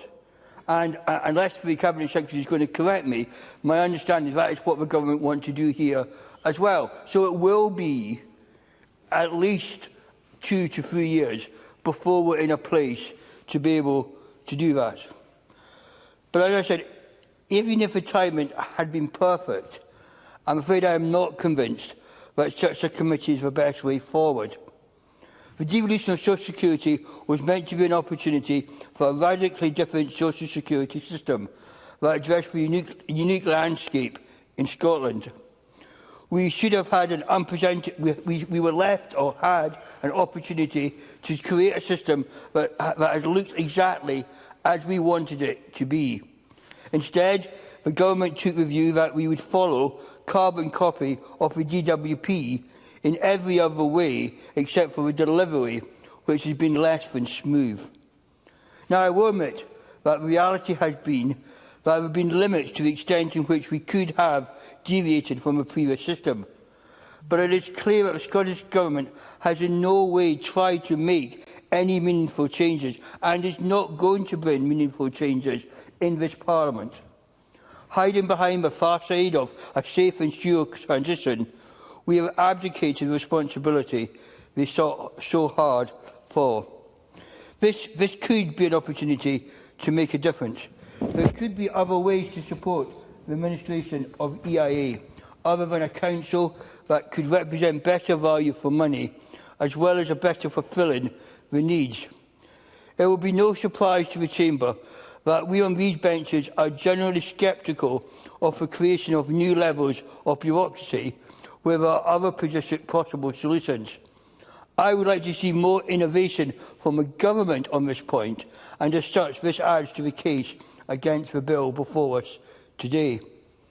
As a Chamber, we will be aware we as a committee have called on the government to publish a consultation on employment injuries. The work that Mr Griffin has done has shed light on the fact that we must make quicker progress on this issue. We are unable to get a straight answer to the timing of the government's plans for a consultation, and the Cabinet Secretary in her opening remarks said in a number of weeks. I wonder whether in her closing, or even now, Cabinet Secretary, briefly. Thank you, Presiding Officer. Happy to confirm that I did wish to wait to see what happened today, because, quite frankly, there was no point in a consultation if Parliament had agreed to go forward with this bill and set up an advisory council. But the consultation is ready, and it will be very soon, within the next few weeks, we will be able to do that. Jeremy Balfour, I'd be obliged if you could start winding up, please. Absolutely. And can I thank the Cabinet Secretary for that? Presiding Officer, as I said at the outset, Mr Griffin and his team have undertaken a lot of good work to get his bill to this point. He has shed light on the delays in the devolution of EIA, and I hope focus the government's eyes on this issue. However, unfortunately, we will not be supporting the general principles at decision time tonight. Thank you. Thank you. I now call Paul O'Kane, up to 6 minutes. Mr O'Kane. Thank you very much, Deputy Presiding Officer, and I'm pleased to open on behalf of Scottish Labour in this Stage 1 debate, and I am pleased to be supporting the general principles of my colleague Mark Griffin's bill. And I want to begin by paying tribute to Mark Griffin, to his team, past and present, and to everyone who has assisted, not least those from the trade union movement and workers across Scotland in the preparation of this bill. And I think today what Mark Griffin has outlined is in the best traditions of the Labour Party and the Labour movement, representing working people in Parliament and giving voice to their real concerns and driving forward the change they need to see. That is where we have always been, and it is where we remain today. And I think we've already started to hear many of the excuses that are being lined up by the government and the Conservative benches about why they will not support Mark Griffin's bill. And I think that will be a real disappointment to those working people who are watching this debate today and who have been part of the process of consultation and development of this bill. Because I think, as has been outlined, timing has been mentioned a lot already. The reality is we have seen, I think, delay and confusion very often around what is happening in the development of employability assistance here in Scotland. And I think, as Mark Griffin outlined, if you just give me one moment, I'll come to the Cabinet Secretary. He made very clear, I think, in his intervention on Jeremy Balfour about the need for these things to be put in place, because we are a long way off still from any Industrial Injuries Council being put in place. But I'll give way to the Cabinet Secretary. Cabinet Secretary. I'm grateful to the member. Can I clarify that any changes to the timetables on which we are looking to deliver employment injury assistance is based on two issues. One, COVID, when both the DWP and the Scottish Government had to reassess their work plans, and also the delivery of the Scottish Child Payment, which I'm sure the member will appreciate was a very big undertaking, but a very important one. Paul O'Kane. I would remind the Cabinet Secretary that when she came to the Social Justice and Social Security Committee and gave evidence, she spoke about consultation come forward early in the new year, and we spoke about the consultation. We're now in April. I understand what she has said in the course of the debate today, but I think the delay has really caused deep concern for people about the progress of this benefit and making sure that we get the right assistance for people who deserve it. And I do think that's why it's incumbent on Parliament to support this bill, in order to make forward movement in this area.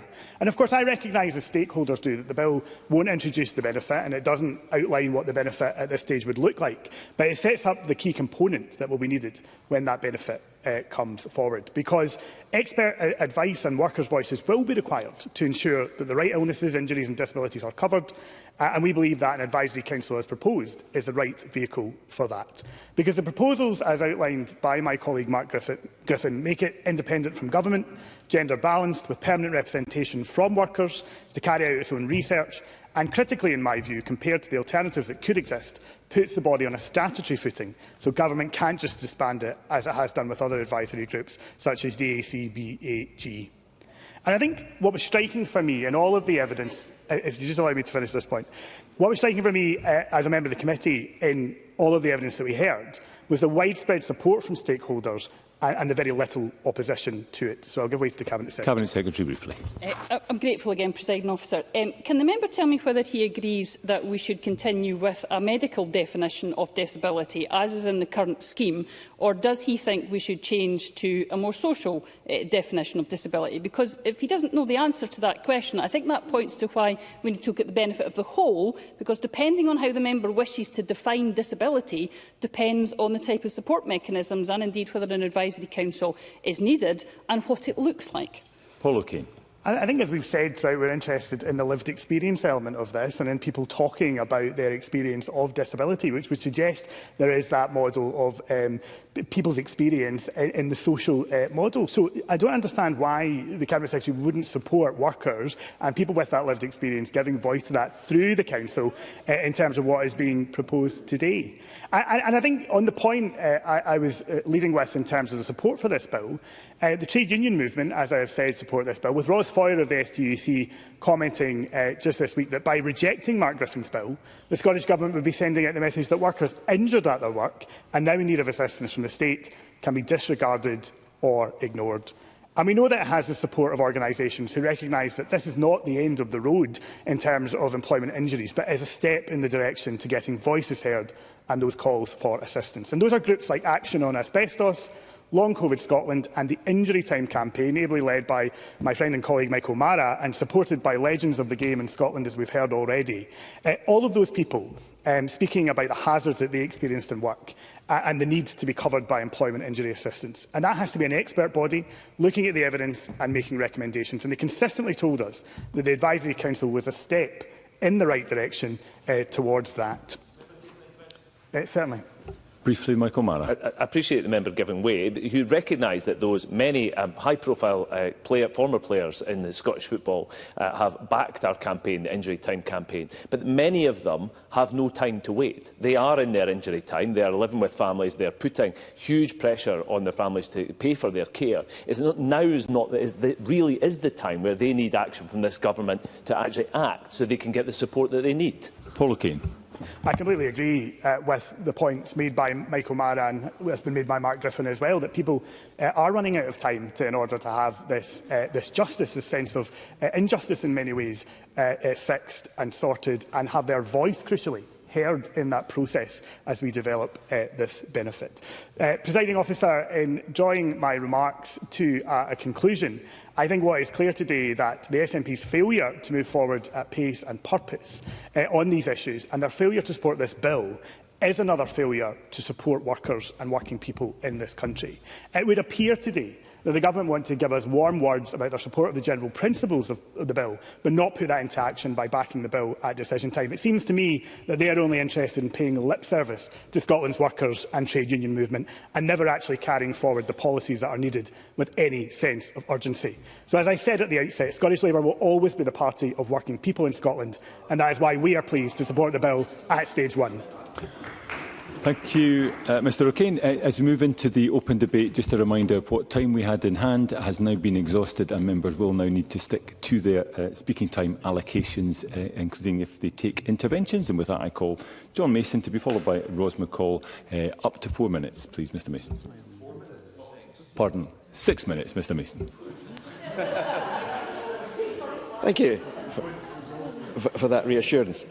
To start on a positive note, I think both the committee as a whole and I myself personally are convinced that the present UK system for employment injuries and industrial injury disablement benefit are seriously out of date and not fit for purpose. The UK system was designed for a time of mining and heavy engineering with predominantly male workers, but times have changed and there is a need to include a whole range of different employments, as we've heard, including teaching and football being just two examples. The system has not adapted to modern times, where there is a much wider range of injuries and diseases recognised, including stress and mental ill health, along with relatively recent conditions like long COVID. We had helpful evidence on all of this from a range of witnesses, including the Royal College of Nursing, the Fire Brigades Union, who spoke about their members developing cancer, and also campaigners, as we've heard, for footballers with head injuries, and the NAS UWT made the point that only 13% of new claims are made by women. So I do not think there is any dispute about the need for change. The question is how and when that change can and should come about. I am relatively recently on the Social Justice and Social Security Committee, but it seems clear that transferring UK benefits from the DWP to Social Security Scotland is a major challenge in itself. The transfer process often takes longer than expected, and in this case it seems that many files are still held entirely on paper, whereas previous transfers have involved digital records. And I am persuaded that the first step has to be that transfer, and only then, once we are in full control of all the casework can we really look at amending the UK system for employment injuries? Hopefully, we can work towards a more inclusive and caring approach, but I think we have to accept that all of this will take time. I do think Mark Griffin makes a fair point that we need to have appropriate experts, certainly including people with lived experience, feeding into the design of a new Scottish system. And apart from anything else, the IIAC cannot advise Scottish ministers, so we will need to find a solution to that. Whether there should be a new advisory council or perhaps an existing body taking on extra responsibilities is a very pertinent question and will need to be answered. Personally, I have reservations about setting up yet another public body in a relatively small country like Scotland, so I have to say I am not convinced that setting up this proposed council at this time is really the appropriate next step. When it comes to finance and the financial memorandum, we can argue whether specific items, like the fairly modest research budget of £30,000 per year, is really sufficient. We heard that at the UK level, much of the research is carried out by IIAC members in their own time, but that does not strike me as a satisfactory model for us to follow. Perhaps more seriously, we heard that the present UK system is very slow at acting on recommendations from the IIAC, for example with illnesses relating to COVID. Now, we could set up our own advisory council immediately and then largely ignore its output, as the UK seems to do. However, that does not strike me as at all satisfactory. I want to see a much improved system in Scotland which adapts quickly to new conditions like COVID and to increase understanding of conditions around mental health. Now, Parliament knows that the Finance Committee has concerns about the number of framework bills and their FMs, mainly brought forward by the Government, which we are expected to examine. One of the key problems with such bills is that only the costs strictly pertaining to the actual bill are included in the financial memorandum. So even if it can be clearly seen that much larger costs are inevitably going to follow on, these are not included, and the National Care Service bill was an example of that. Now, today's bill may not technically be a framework bill, but a similar problem arises. If we set up an advisory council and it starts churning out recommendations as to which new groups of people should be receiving employment injury assistance, then potentially the costs are going to rise and rise. Now, morally, I do agree that many more people than at present should be considered for the new EIA, and we should all be working to make that happen. And I also accept that such a new system might well save money in the long run. However, we also have to live in the short term, with the financial constraints put upon us. There is just not the money there to increase payments substantially, however well-deserved and needed they may be.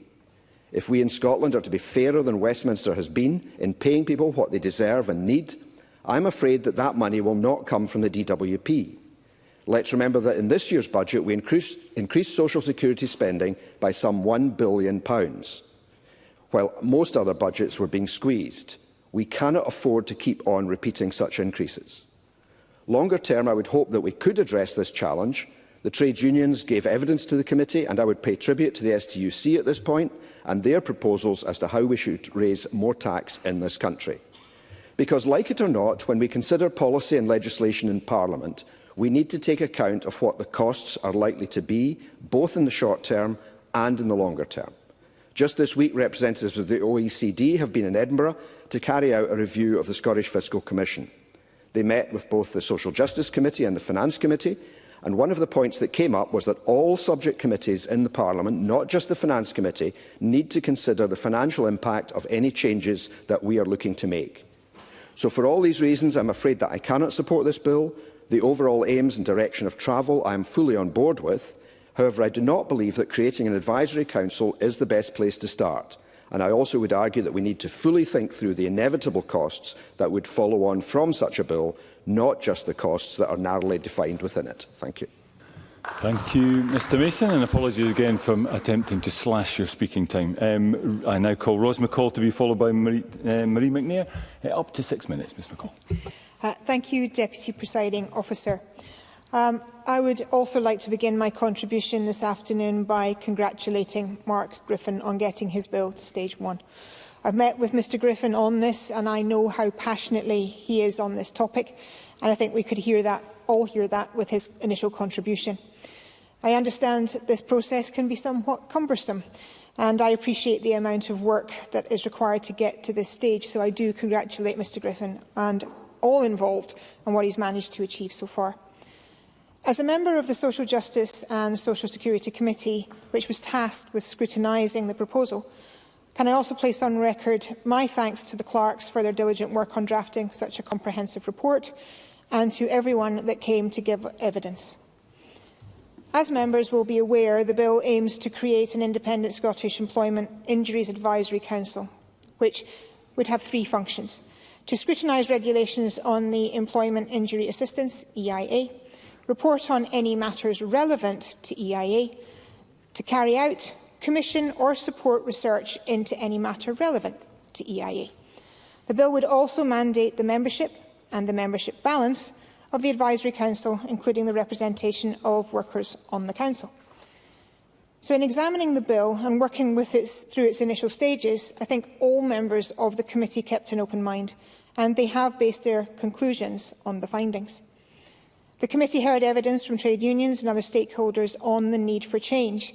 For example, evidence highlighted the current system's unequal treatment of particular groups, with the STUC noting that the present system is inherently unequal and inaccessible and has a hugely disproportionate impact on women, when they stated that everything is gendered, from the lens that it is seen through, the industrial injuries that it covers, and the accessibility to women of its processes. We need to think about how we can modernise and change that. And the NASUWT also agreed that the current benefit is unequal, discriminatory, and I was shocked to hear that up to December 2019, only 13.5% of all new claims were made by women. There was also strong evidence for the need to reform and modernise the way in which the Industrial Injury Scheme operates in Scotland, in particular who is eligible for EIA. Unite, for example, emphasised the historical nature of the scheme and the need for a new system that's fit for a modern Scottish workplace and emerging industries. And they noted the current system is outdated, laborious, it does not cover a myriad of new and existing diseases experienced by workers in the 21st century. In essence, their argument, and that of several other witnesses, was that the model of work has changed significantly over the last 50 years, and that's a compelling one.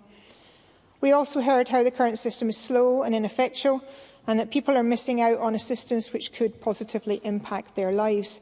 Change is therefore needed, and I agree with the conclusions of the committee report.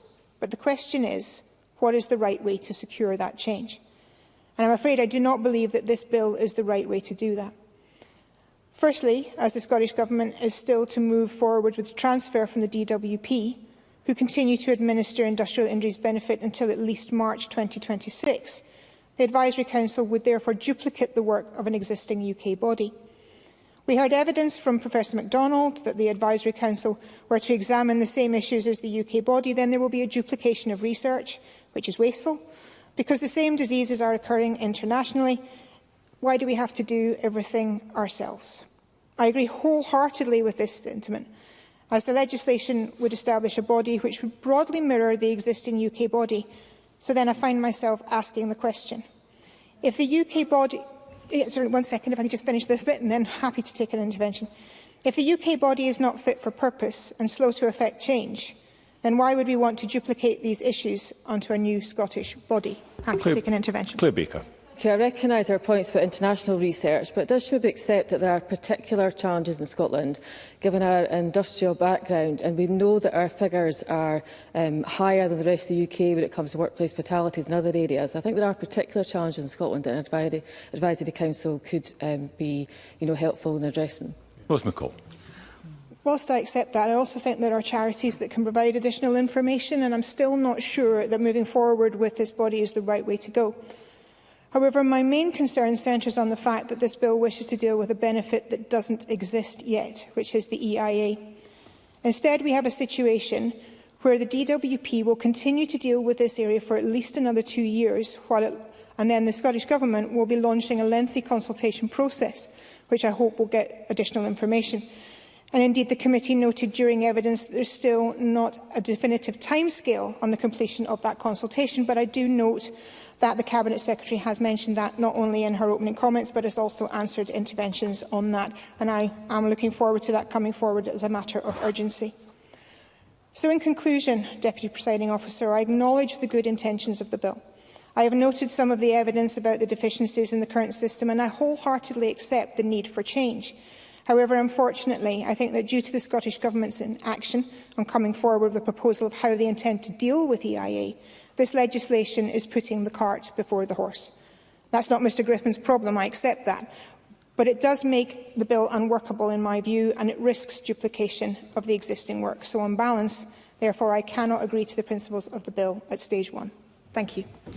Thank you, Ms McCall. I now call Marie McNair to be followed by Richard Leonard, up to 6 minutes. Ms McNair. Thank you, Presiding Officer. In the interest of time, I don't plan to take any interventions. I've got a lot to say. So I speak in this debate as a member of the Social Justice and Social Security Committee in line with our report on this bill. And I thank the committee clerks for their assistance with the production of a report. The evidence we received from many experts, including trade unions, was invaluable in getting an illustration of how the current scheme has excluded so many and ignored their experiences of being injured in the workplace, especially women. Why this hasn't been allowed to go on for so long is astonishing.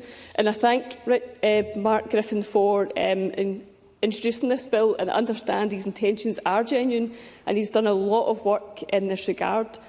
I believe that the effort he's put into this matter and the evidence he gathered has shone a considerable light on the significant failings of the UK-wide Industrial Injuries Disablement Scheme. It is a scheme that, despite its integrity, has been left largely unreformed and been unresponsive and lacking in any acknowledgement of the realities and experience of the emerging working environment over many years. We now know its warehouse is full of paper files and no way to run a modern social security system with dignity, fairness and justice at its heart. I am therefore supportive of any change that takes us in the right path to justice for many who have been denied access to this support, and that is how I approached our evidence sessions on the bill. As the MSP who covers the area of Clydebank, a constituency plagued by the tragic legacy of asbestos-related health conditions, and who has spent considerable time working with the Clydebank Asbestos Group, I have a particular interest in industrial injuries benefits and the need to ensure the new benefit meets the values of fairness, dignity and respect. Every worker deserves to return home from work free of harm or injury. Speaking from the Clydebank perspective, unfortunately this has not been the case for many, due to the historical use of the asbestos in shipbuilding and the asbestos in the built environment, leading to asbestos-related health conditions like mesothelioma. I look forward to the introduction of the Scottish Government's replacement benefit, employment injury assistance, to be administered by Scottish Social Security Scotland on our behalf. For the committee, we kept an open mind about this bill, and it was difficult weighing up all the arguments presented to us. One main concern about this bill is whether the timing is appropriate, given the current approach taken by the Scottish Government to delivery of new benefits. And importantly, the Scottish Government needs to ensure the safe and secure transfer of benefits, and this involves the use of a Department of Work and Pensions agency agreement, which enables the DWP to continue to deliver the benefit in Scotland. As the Scottish Government pointed out, even once it introduces a Scottish version of a benefit, it does so with minimal change until the transfer of the case is complete, because the Scottish Government would not want to introduce inequality to those transferred.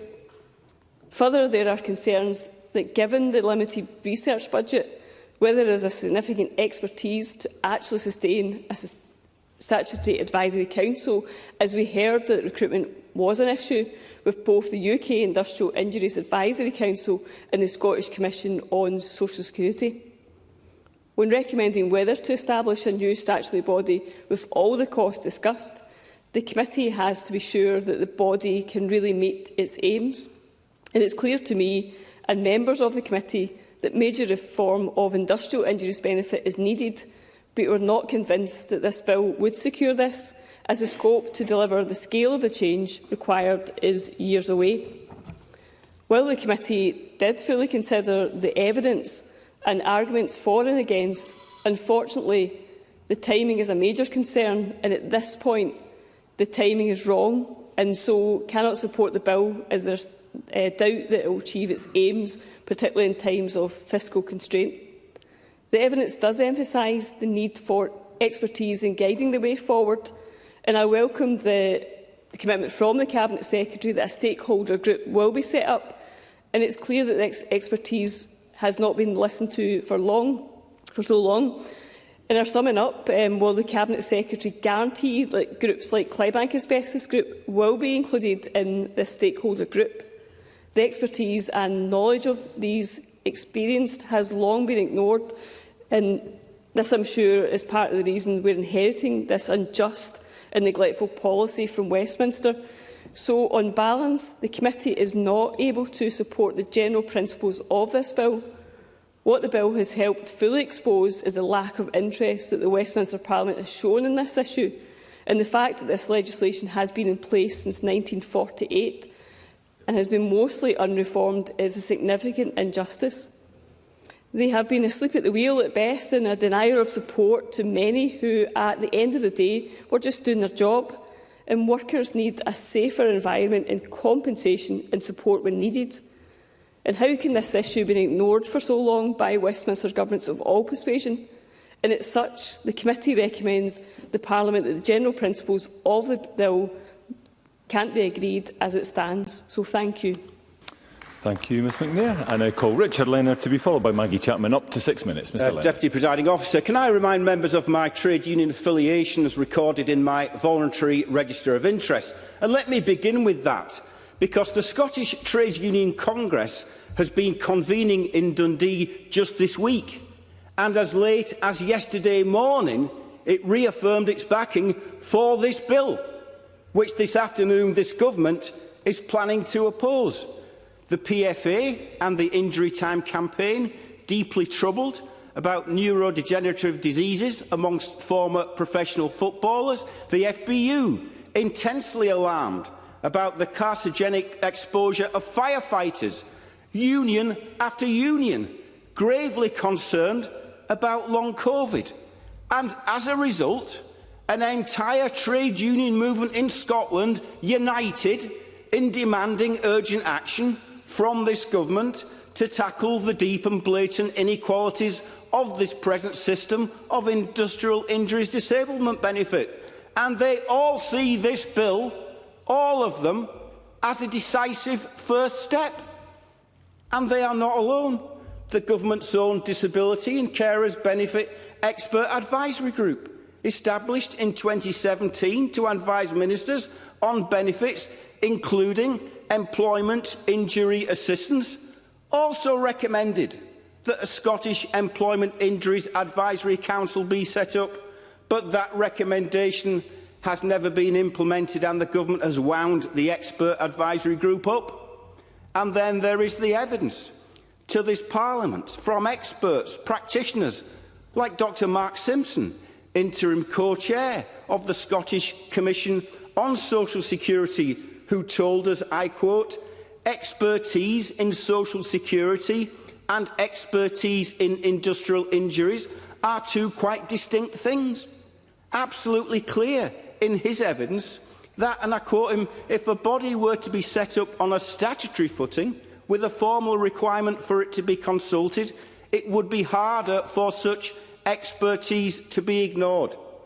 And what is this Cabinet Secretary's response? A mixture of improper appeals, false pretences and moral evasions. That the government is intending on a more wide-ranging public consultation of its own. Well, where is it? We've been promised a wide-ranging public consultation on employment injury assistance every year for the last 5 years. Then we are told we don't need legislation to get things done, when the whole point is nothing is being done. We are then informed that there is now a plan to set up a stakeholder group. But such a group, if it ever sees the light of day, will be non-statutory. It could be ditched at any time, just like the stakeholder group on disability and carers benefits was ditched.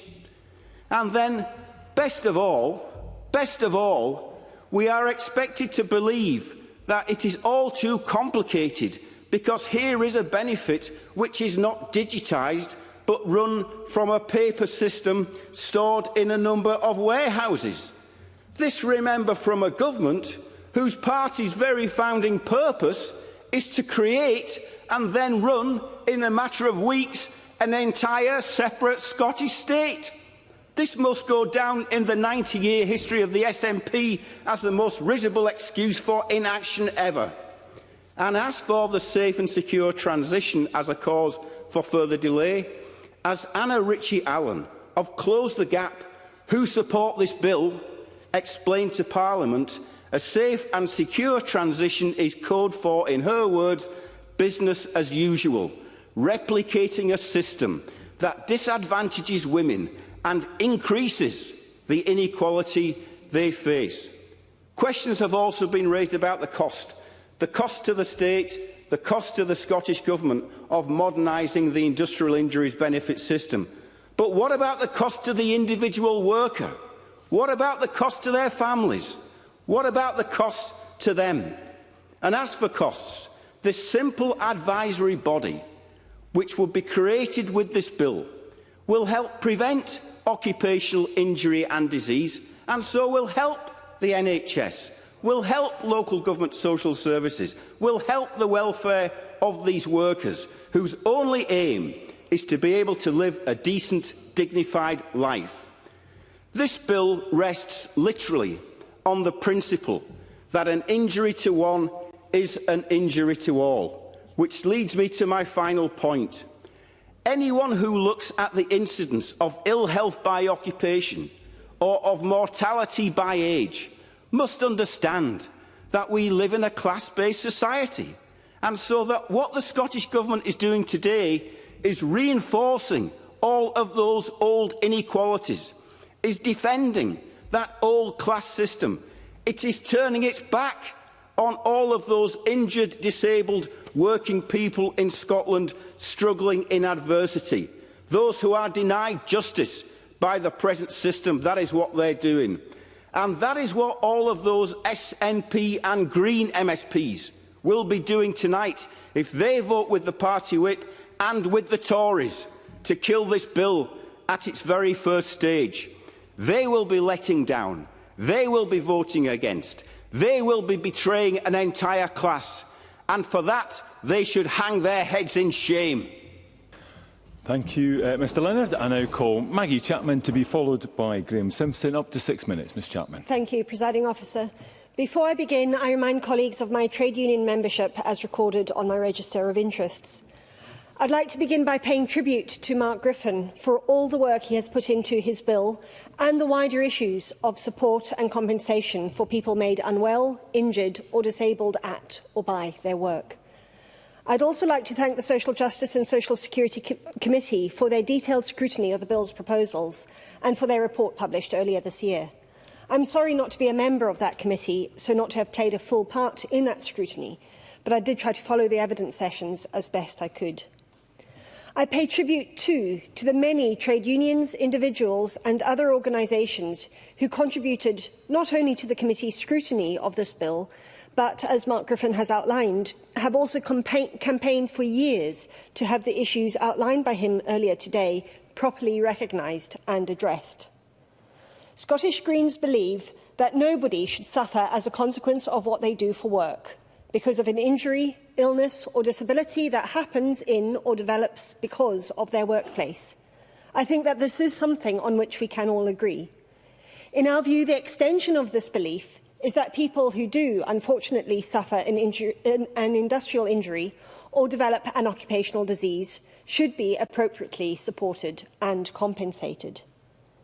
I agree that we must reform and modernise the industrial benefits scheme we have had in place for over 70 years. There are significant improvements we need to see, some of which we've heard about this afternoon already, and I want to highlight just a couple of these. The Chamber will be aware of the ongoing decon campaign by the Fire Brigades Union. Firefighting is now recognised by the World Health Organization as a carcinogenic profession. It is clear that we should recognise this and not only act to provide the best possible protections for firefighters as they do their important life-saving jobs, but but also ensure that, if they are diagnosed with diseases that are a consequence of their work, they are appropriately supported and compensated. I ask the Cabinet Secretary to confirm in her closing statement a commitment to work with her colleagues in Justice, with the Scottish Fire and Rescue Service and the FBU to ensure the future employment injury assistance system is available to firefighters. I would also ask the Cabinet Secretary to give an assurance to the Chamber this afternoon that in the work to be undertaken in the coming months, the following issues are clearly addressed. The committee heard that current approaches to workplace health and safety often ignore women-specific occupational illnesses and injuries. The Employment Injuries Assistance Benefit must not be gender-blind. The STUC and Close the Gap have clearly highlighted the fact that women are vastly underrepresented within the current Industrial Injuries Disability Benefit system, accounting for only 16% of those claiming IIDB. Occupational injuries and illnesses associated with women-dominated work, such as social care and retail, are often ignored, underdiagnosed, under-researched, undercompensated. Scotland's EIA must not replicate this inequality and injustice. As others have said, we want the system we designed for Scotland to be inclusive, supportive and effective. I do not envy those with the task of digitising all those paper records we've heard about, but I wish them well. I also hope that the conversations that need to happen to ensure the EIA system we develop is fit for purpose can start and continue apace, so that we don't leave people waiting for the support they deserve any longer than absolutely necessary. In closing, Presiding Officer, I once again thank Mark Griffin for making us all much more aware of the weaknesses in the current system of support for those with industrial injuries or occupational diseases. I thank him for the conversations we've had about these issues over the last couple of years. I think that he has ensured the system we do end up developing in Scotland will be better than it otherwise might have been, and I thank him for that. I look forward to working with him, the Cabinet Secretary and others as work on this issue continues in the coming months. Thank you. Thank you, Ms Chapman. I now call Graham Simpson to be followed by Bob Doris, who will be the final speaker in the open debate. Mr Simpson, up to 6 minutes, please. Thank you very much. And can I also start by congratulating Mark Griffin on getting his bill to this stage, because getting a member's bill through the system is no easy matter. It's time-consuming and it can be frustrating. So he's done really well, and he must have been full of hope at one point that his proposal might become law, until he read the committee report. Now, negative committee reports have not always been the death knell of members' bills. I've certainly seen a couple which have managed to get over that hurdle, but there's an element of luck involved, and there's certainly a lot of politics. There's always the risk that other parties will just reject your proposal because you're not one of them. But that shouldn't happen, but it does happen. Listening to what's been said so far, I think Mr Griffin is out of luck. He probably knows that.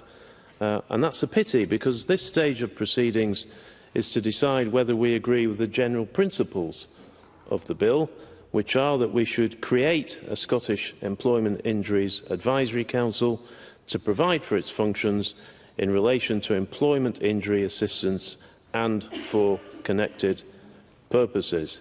Now, I'll be honest, I didn't ask to speak in this debate. I knew nothing about the bill until my name appeared on my party's whip. But if they're going to get me to speak in a debate about something that has not troubled me previously, then I thought I'm going to do Mr Griffin the courtesy of not falling back on the lazy way out of just asking what is our position.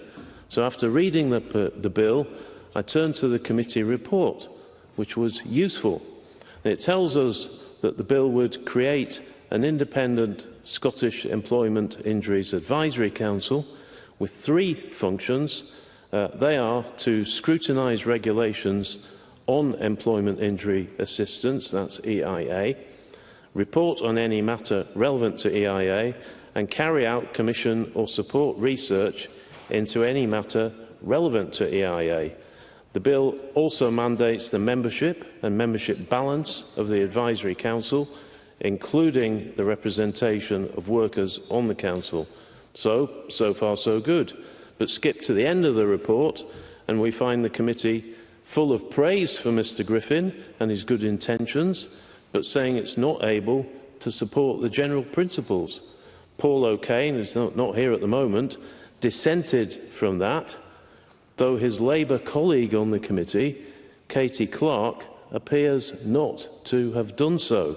I don't know why that was the case, but the question is, with the honourable exception of Mr O'Kane, how have the committee arrived at such a conclusion, and do I agree with them? And my starting point is that benefit that Mr Griffin wishes his bill to deal with, EIA. It currently doesn't exist because although the Scottish Government could set it up, it hasn't, preferring instead to have their good friends in the DWP to continue to administer industrial injuries benefits under an agreement which runs at least until the end of March 2026. It's good to see Mr O'Kane back. Someone can tell him how I was praising him earlier. The UK Government has its own advisers. Yes, I'll certainly take an intervention, but welcome an intervention. Thank you. I'm always very grateful to hear that I'm being praised when I'm momentarily absent from the chamber. However, I understand that he referred to my colleague Katie Clark, who actually, I believe, was absent the day we voted on the committee report from committee. So just for the clarity and the record. Graham Simpson. That's a useful explanation, and it's a shame she's also absent today unless she's online. It would have been good to hear what she thinks. Now, Mr Griffin is suggesting that the Scottish Government has some of its own advisers, if and when they get round to setting up their own benefit in this area, or indeed in advance of this, in order to advise on how the benefit should operate here. The difficulty with all this is that the Scottish Government is showing no urgency in wanting to do this. It seems content for the DWP. I see another intervention, but I'm afraid, Mr Griffin, I'm not getting any extra time. If the presiding officer is generous, I'd be happy to take... she's shaking her head. I'm really sorry, Mr Griffin. So the reality is, if this was easy, the Scottish Government would have done it already. They would be shouting from the rooftops about its latest game-changer benefit. And I think this is where the problem lies. My issue is not with Mr Griffin or his bill. It's just the reality of the situation is that we could create a body with nothing to do. Perish the thought. My guess is that the Cabinet Secretary... Oh, Katie Clark? You'll have to tell Katie Clark, if she's listening, that I cannot take her in. I have no time. My guess is that the Cabinet Secretary has no intention whatsoever of creating a new benefit anytime soon. She will ask the DWP to carry on beyond March 2026. She will continue to promise to consult on how advice could be provided on industrial injuries, and it won't lead anywhere. We're a little over 2 years away from the next Scottish Parliament elections. Mr Griffin must know that nothing is going to happen between now and then. After that, who knows, perhaps he'll be in a position to change things. Sadly for me, his well-meaning proposal falls because it relies on a Scottish Government that is dysfunctional and dithering. Must conclude. Thank you. And I call Bob Doris, the final speaker in the open debate. Presiding Officer, as Deputy Convener of our Parliament's Social Justice Committee, I had direct involvement in the scrutiny of the legislation we've been asked to consider at stage 1 this afternoon. In the first instance, I want to thank the member in charge of the bill and the team of dedicated people who will no doubt have supported Mr Griffin in the bill's development, as well as all those who gave evidence to the committee in both written and oral forum. The Scottish Government must draw on the learning that we got during that evidence and from Mr Griffin, and they must use it when they bring forward their own legislation. There was much agreement in the committee that there is a real opportunity to reform and modernise the system of industrial benefits here in Scotland. Not least of all, we heard powerful evidence that the current pan-UK system is widely considered to be highly genderised. There was clear agreement of the need to collect better quality data, at a more granular and workplace level, and for there to be far greater role for workers and their representatives. Indeed, I wish the committee could have looked in greater detail at how current structures operate. I'd like to have explored the role of the Health and Safety Executive within existing structures. I was therefore deeply disappointed that they refused to give oral evidence to our committee, although they did eventually provide some written evidence. Whilst not entirely ideal, I do offer my thanks that they did so. I do, however, look forward to this Parliament having the power to compel organisations to attend in the future. Also, the Health and Safety Executive has a seat on the UK Advisory Council. You understand why I would want them to appear at a Scottish Parliament committee. Not acceptable. One ambition in the Employment Injury Advisory Council which should be considered by the Scottish Government that Mr Griffin was seeking to establish is the proactive and preventative agenda, mainly through research in Mr Griffin's bill, but more generally there's a wider need for that. I think there's more that can be done in that area. We would all much rather like to prevent injury than someone needing to claim employment injury assistance in the first place. Any new system of data collection on workplace injuries and analysis and exploration of trends that may emerge and recommendations that may emerge from that to address workplace safety and worker safety, it must ensure key partnership between employers and trade unions. Occupational health, I think, have got a key role to play as well, as do the Health and Safety Executive, despite my comments, and many others. I do note that at decision time today I will not vote the way the STUC would like me to vote, and I acknowledge that, but I do also acknowledge that the STUC would like to see the devolution of health and safety to this Parliament and just recently of employment law as well, and I think that would really give us all the tools that we need in this Parliament to deliver for workers in Scotland. Can I say that much of the evidence the committee heard revolved around how any Scottish system could evaluate and add a range of existing or new conditions for industrial injury, from long COVID to dementia in football, from Scotland's health and care sector to our fire service that Maggie Chapman very eloquently spoke about.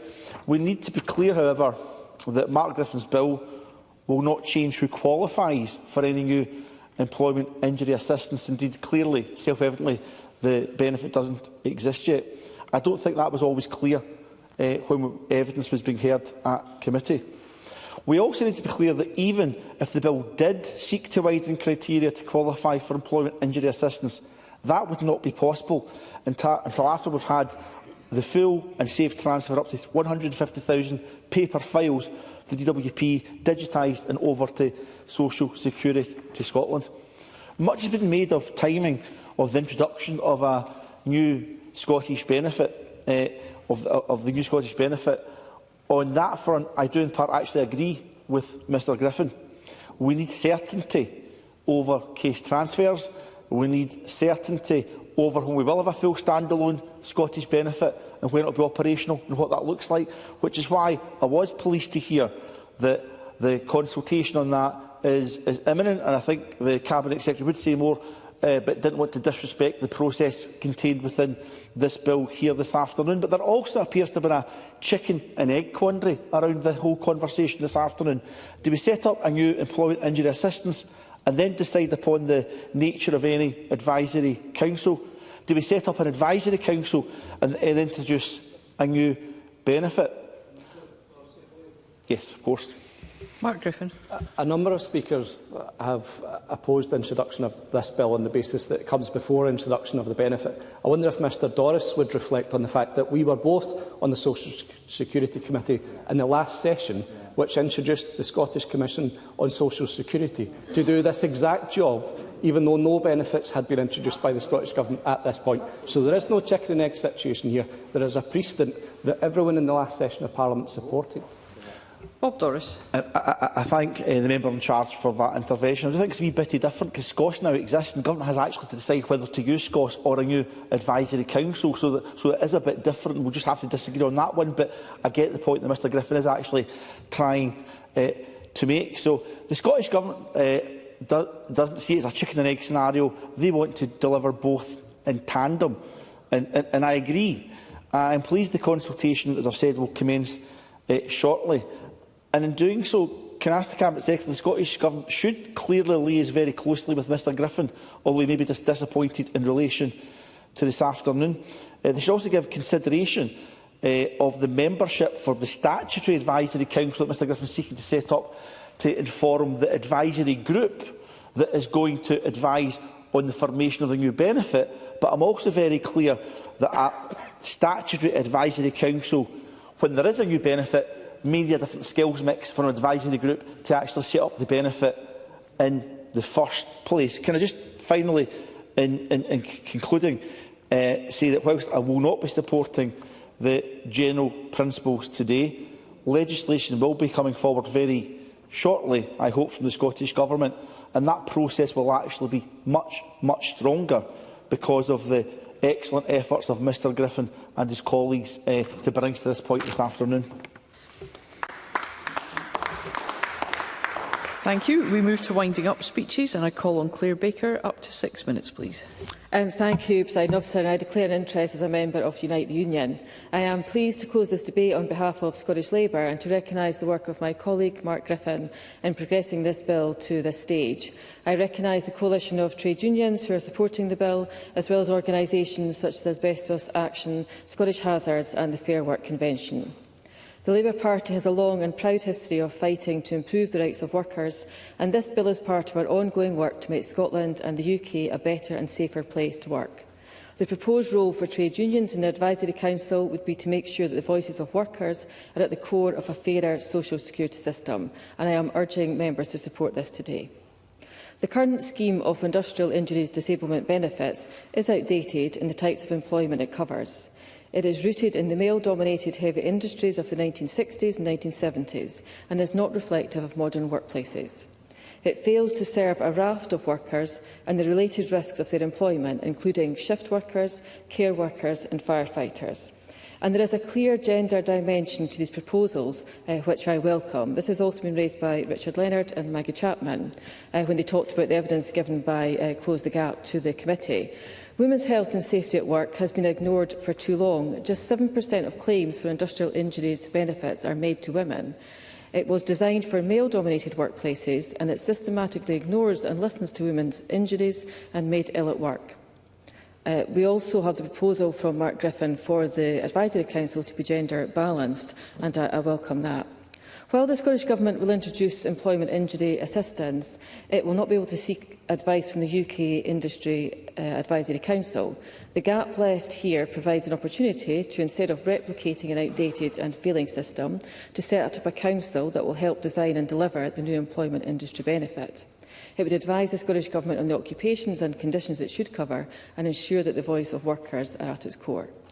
The Council should not be part of a jigsaw, but core to advising the Government on designing and putting together the new benefit. It would draw on those with lived experience of employment injuries and illnesses, alongside medical expertise, workers, employees and representatives. It would give workers a voice in the process, and that is what is forward-thinking, inclusive and in line with fair work principles. As members will be aware, Workers' Memorial Day will take place at the end of April. It's always an important reminder to us of the need to do more to protect workers and to ensure that the families of those who have lost loved ones at work are able to secure justice. It does also recognise the impact of life-limiting industrial diseases. In the year to March 2023, 26 people in Scotland died in workplace accidents. 26 people who went to their place of work and never came home again, each one of them leaving behind a family in distress. In the last parliamentary session, members may know that I sought support for a bill to change the law allowing workplace deaths by introducing accountability for companies responsible. That bill was debated at stage 1 in January, but fell at that hurdle. In the 3 years since that debate, life continued to be lost in workplace accidents. And while I could not convince the Parliament of the competence of my bill, I do believe we should be doing more to understand the causes of fatalities and injuries at work, and this is where Mark Griffin's bill does have relevance. We know from HSE statistics that the rate of fatal injuries in Scotland are consistently higher than those for Great Britain. One possible explanation is that a greater proportion of workers in Scotland are employed in higher risk industry sectors or higher risk occupations. But if the figures are adjusted to take account for this rate, for Scotland it remains significantly higher. An advisory council on social security support could provide valuable information on workplace risk and safety and help us to understand why we have a poor record in these areas. I appreciate that HSE operates under governance of the UK Government and has responsibility for workplace safety, but that doesn't prohibit the Scottish Government from working with risk sectors or from responding to the concerns of bereaved families or families who are living with long-term health conditions. The inability to progress my culpable homicide bill was a disappointment, but the absence of any progress in addressing the issues at its core, which are shared with this bill we are discussing today, are a far greater frustration. The Scottish Government's response to Mark Griffin's bill today is similarly frustrating, not just with its failure to support a bill that seeks to support key workers and to improve an outdated injury benefit system, but also in its failure to progress any alternative route in a timely manner. The Scottish Government has had the power to deliver this employment injuries legislation since 2016, but we have made little progress. It's saying it is opposing this bill that it intends to take a wider-ranging consultation replacing the UK-wide scheme. But only after that will it decide what a Scottish body would look like. Yet, despite 3 years of promises, the consultation is yet to materialise. And I know that the Cabinet Secretary said it is imminent, but we have waited a while and we do need to see faster progress. And I think part of the question put today is an advisory council the right approach? And I think it is. I think there are particular challenges in Scotland, and while this bill introduces a council which would be similar to the UK one, this bill does set out crucial differences that would modernise and reform the benefit. So is the debate today and the reluctance from the Government to support this really a question about processing and timing? And while the planned establishment of a stakeholder advisory group may be a step in the right direction, and the Cabinet Secretary may be able to say more of that in closing, without it being set up in statute, it wouldn't be independent, and it could easily be disbanded before any recommendations were advanced. The Government does have to provide direction on how the new benefit in Scotland will be shaped. And while the Cabinet Secretary is clear that the Government is not supporting this advisory council or the bill today, how will her proposals address the real issues of the inequality and the outdated nature of the benefits so that it is able to meet the needs of women and respond to the impacts of the modern workplace on workers' health, including the cases of firefighters, teachers and footballers that we've heard about today? Thank you. Thank you. And I now call on Miles Briggs. Up to 6 minutes, please. Thank you very much, Presiding Officer. And I know he'll probably be feeling nauseous by now, but can I also start by paying tribute to Mark Griffin and his office for the power of work that he's put into this bill, and thank those who have also inputted to the deliberations and work of the Social Justice and Social Security Committee on his proposal. And I think there is consensus, and we've heard that today, over the urgent need for progress to be made on what this benefit will look like in Scotland and the advice which will be developed around that. I have and continue to have a lot of sympathy for his proposal. In the last session of Parliament, I worked with Government on Frank's Law to actually extend free personal care for people under 65. There was a lot of cross-party work in Parliament to reform our welfare system, to remove time limits, for example, for payments for terminal illness. And just recently, I've also launched a consultation on delivering a right to palliative care. So across this Parliament, I hope we can make progress on many of these issues. And I think it's really important that the debate we've had today and the work of Mark Griffin has helped to achieve pressure on the Scottish Government that we will now finally have a consultation, and that actually a version of what he is proposing seems to be what the Scottish Government will bring forward to help shape an employment injury-assisted benefit in Scotland. And we know that these will be some of the most complex cases, not only in terms of case transfer around the numbers, but also how this will be embedded in Social Security Scotland. And I think that's something we need to very much focus on as well. We also, though, cannot ignore the committee's report, and in reading the committee's report conclusions from their examination cross-party of the proposed bill, it's clear the committee continue to have significant concerns which have not been resolved during the time they've been able to look at the bill. The committee noted that before it could recommend establishing a new statutory body with its associated costs, the committee would need to be certain that this would be able to deliver on its aims. And the fact that we do not actually have a benefit in place now clearly does, as others have said, put the cart before the horse in being able to deliver a benefit and actually deliver the advice. Because I think it's really important, and many members have touched upon this, in terms of what is an older, industrial-aged injury benefit, but what will be a complex future, especially post-COVID, at looking at those who will be eligible. For example, complex cases around work-related acquired long COVID for NHS professionals, care home professionals and our teaching professionals.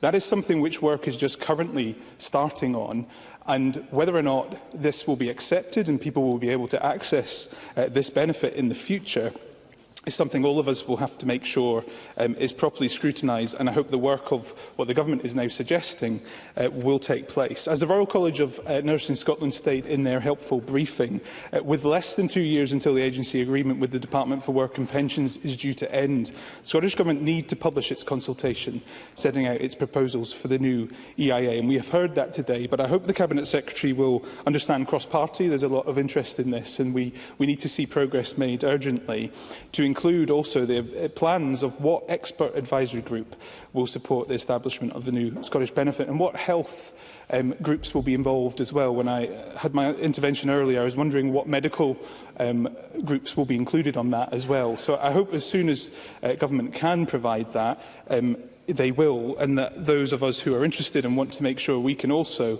input into this will be included. And it's also important we look towards the organisations who are calling for this and calling for action. I've met with the organisations which many have highlighted, from Injury Time to Action on Asbestosis, a range of organisations who have highlighted cancer-related higher rates of cancer in many workforces, including our firefighters and Scotland's industrial communities as well. So it is important that they are also at the table on this, and I completely accept the work which Mark Griffin has done with unions to make sure that their voices are heard on this. I think that's incredibly important as well. As many members have said across the Chamber, it does feel like this has come too early, but it has also made the Government act, and that is something I think Mark Griffin should be pleased with, that he has actually made sure that the Government has listened.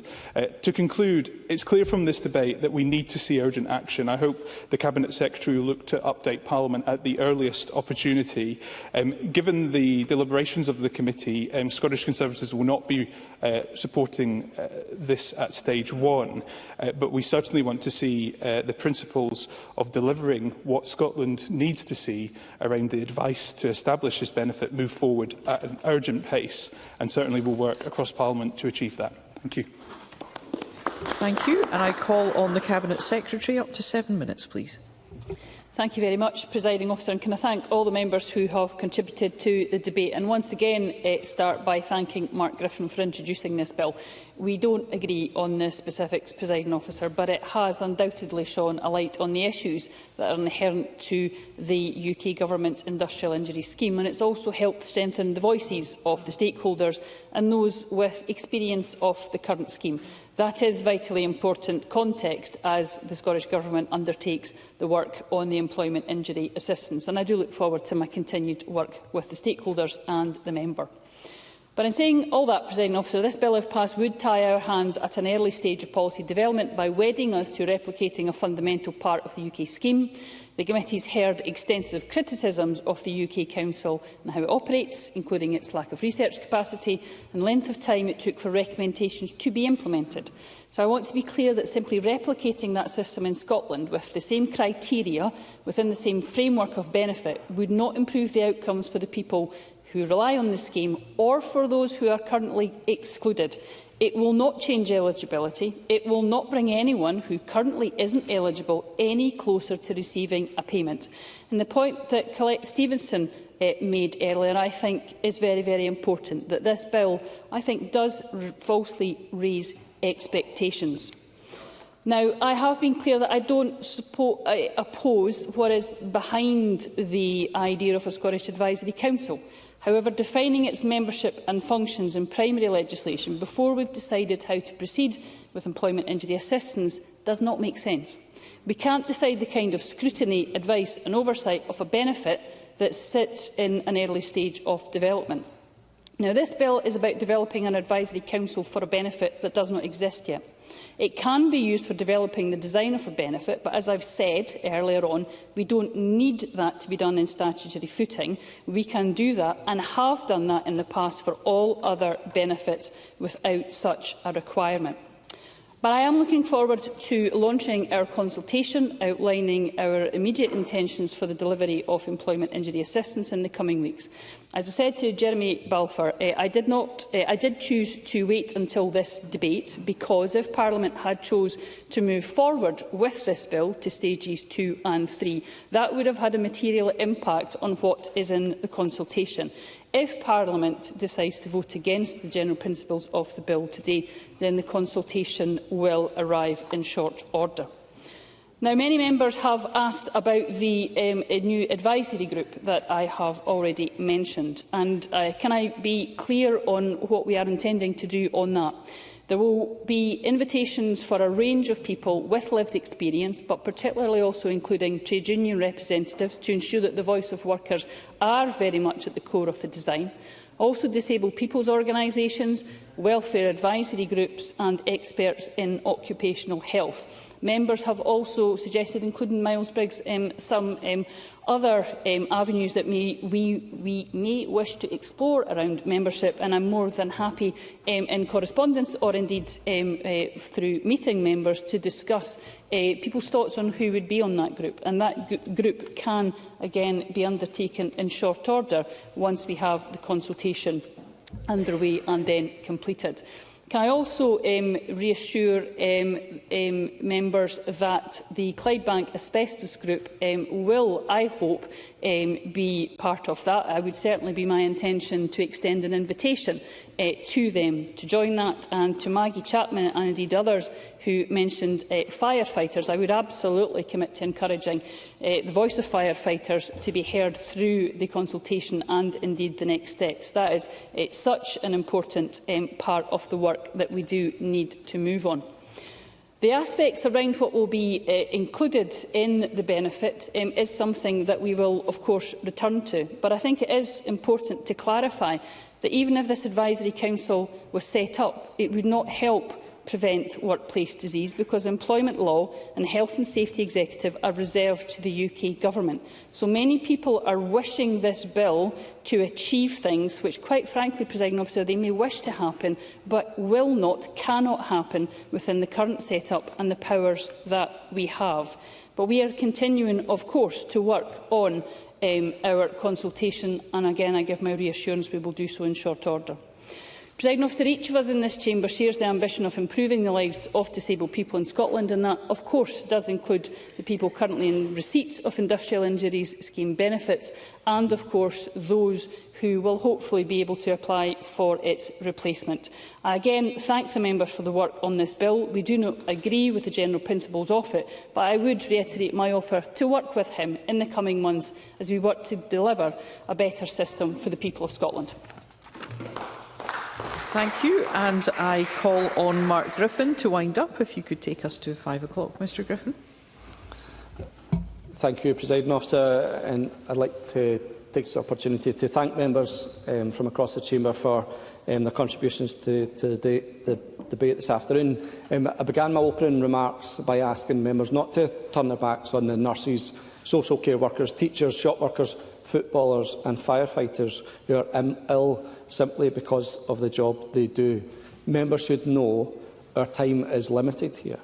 We have less than a year to get this right, and ask again, if not now, then when? And I'd like to address some of the issues that colleagues have raised. In particular, I wanted to thank colleagues on the Social Justice and Social Security Committee for their consideration of the bill, their extensive evidence gathering and those who responded to the calls for views. I welcome its acknowledgement that the current system fails to deliver for women and ethnic minority workers, or to take account of modern occupations and diseases. On the one hand, the committee concludes, and I quote, that the case has been made for giving effective voice to workers, trade unions, employers and lived experience, including the lived experience of disabled people in the design and delivery of this new benefit, although the final conclusion of the committee's report seems to be at odds with that. Now, we have heard a range of objections as to why members can't support the bill as it stands. The primary one seems to be around timing. The argument that we can't somehow introduce an advisory council in advance of a benefit being introduced. But for members who were here in this last Parliament will know that through the course of the Social Security Scotland Act, we introduced the Scottish Commission on Social Security to do this very job, to advise, to scrutinise regulations, and to make recommendations to Government and Parliament on the benefits, the new benefits that the Government were introducing. Parliament had no problem with setting up that commission in advance of any benefits being introduced. And we've heard specifically from the interim chair of the Scottish Commission on Social Security that they do not have the expertise in workplace illness and injury to do that job for the new benefit that will be introduced. So there is a gaping hole here in the legislative landscape, in the scrutiny landscape, and advice landscape that this council would fill. It's not putting the cart before the horse. It is putting people with lived experience, workers and their representatives, who know best about the illnesses and injuries that are happening right now in modern workplaces, getting them round the table on a statutory footing, not one that can be dismissed easily by government, to make recommendations on what the new benefit should look like. That's not something that is out of place in this Parliament. Like I said, it's something that we explicitly committed to unanimously in the last session of Parliament when we debated and passed the Scottish Social Security Act. Now, on the consultation, I'm glad to hear that the Government is now providing a more definitive timetable for that consultation. I look forward to seeing it. Now, the Cabinet Secretary has said that the reason it hasn't happened so far was because of Scottish child payment and COVID. But I've got a timeline here of the amount of times that we have been promised a consultation. We were promised a consultation in June 2019. That was after the Scottish child payment was first proposed in March 2018. There was an announcement to accelerate Scottish child payment timetable in September 2019. But then in April 2020, the Government still committed to a full consultation on EIA, seemingly with no issue with the impact of the work programme for Scottish child payment. And again, for the last 2 years, we've had repeated promises of a consultation on what a full package of proposals for what an employment injuries assistance system would look like. So I'm glad that we're finally getting to that point, that it's taken a members' bill to get us to that point, but the Government have promised this almost every year for the past 5 years. Now, similarly, on the announcement of an advisory group, I welcome that. It's a tiny step in the right direction, but my Labour colleagues have pointed out, and Paul Kane, Richard Leonard, Claire Baker have pointed out that advisory groups have come and gone. It's absolutely ironic that the Disability and Carers Benefit Advisory Group, they were set up by government. They actually recommended that an Employment Injuries Advisory Council was set up, but they were disbanded before that recommendation ever saw the light of day. So I'm not filled with hope that an advisory group that can be disbanded at the whims of government if it doesn't like its recommendations is going to fulfil the role of a statutory advisory council, and I will. Cabinet Secretary. I appreciate where Mark Griffin's coming from, but I will push back on this aspect, because that's a serious accusation to say that we disbanded DACPEB because we didn't agree with its recommendations. It fulfilled its purpose in that it advised on disability and carers' benefits. It did so, and therefore its work was concluded and it moved on, and we thanked it very much for it. I think that assertion is very damaging and, quite frankly, an insult to everyone that was on DACPEAG for all those years. Mark Griffin. I think if the Cabinet Secretary reflects and looks back at the record, at no point did I say that that particular advisory group was disbanded because the Government didn't agree with its recommendations. I simply made the point that advisory groups can be disbanded if Government don't agree with their recommendations. And I make the point again that advisory group did recommend that an advisory council was created and were disbanded before that recommendation was made good. That is a statement of fact, not my opinion, not an assertion and not a reflection on the work of that group. They clearly agreed with me, so I think the record will reflect that. Now, the Scottish Government's agency agreement with the Department of Work and Pensions, I said this in my opening remarks, state that we must have a business case in place for how it will deliver the new benefit by March 2025. Less than a year away, a government needs to have a full business case on how it will deliver employment injuries assistance. That seems to me clear that this is the right time to be talking about the introduction of an advisory council to support the work of government that it clearly needs, since it's taken 5 years even to get to the point of introducing a consultation on employment injuries assistance. And it would make sense, rather than to reinvent the wheel at a later date, to accept the proposals contained within this recommendation. But Presiding Officer, let me outline why I thought that this bill was important in the first place, since I do have until 5 o'clock. I started thinking about this bill when we were right back in the grips of a pandemic, and I was thinking about key workers who caught COVID through that pandemic, key workers who had to go to work while we had the safety of staying safe at home, some of those who caught COVID through the course of their employment, who developed long COVID and are still off their work. Some are still off work, some have been dismissed, some people still can't go back to the job that they love. We were on the doorsteps, banging pots and pans, applauding those workers, but now we can't give them a place at the table, advising on the benefit system that would give them the recognition for the conditions, the illnesses and injuries that they are still suffering because they bravely went out to work while we stayed safe at home.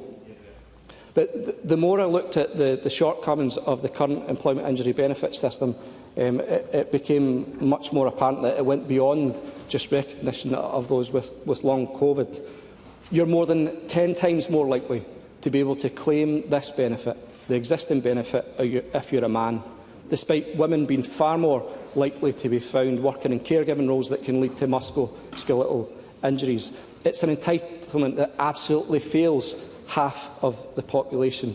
And the only way that I can see to make it fairer is to have a modern, representative advisory council, gender balanced, that will take account of the workplace as it is right now, rather than it was in the last century. I have a real fear, Presiding Officer, that we are devolving an industrial injuries disablement benefit system that reflects the workplaces of the last century, male-dominated workplaces of the last century, and that those workers and those representatives who fought hard for recognition of the illnesses and injuries that affected them, as those predominantly men sadly die as we go forward, that entitlement to this benefit, if unreformed, will die with it. That we'll see this entitlement removed from the social security landscape unless we update the entitlement and eligibility criteria right now.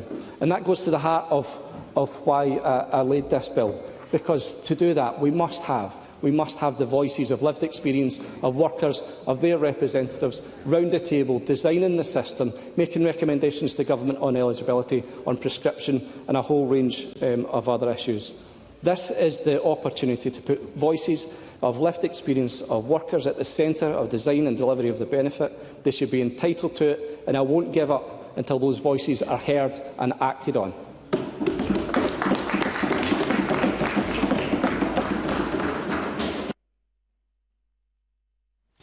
I call Marie McNair for a point of order. Thank you, Presiding Officer. I failed to admit that I mentioned that I am a member of the trade union Unison just before I spoke earlier on in the debate, and I'd be grateful if the official record could be amended to reflect that. Thank you.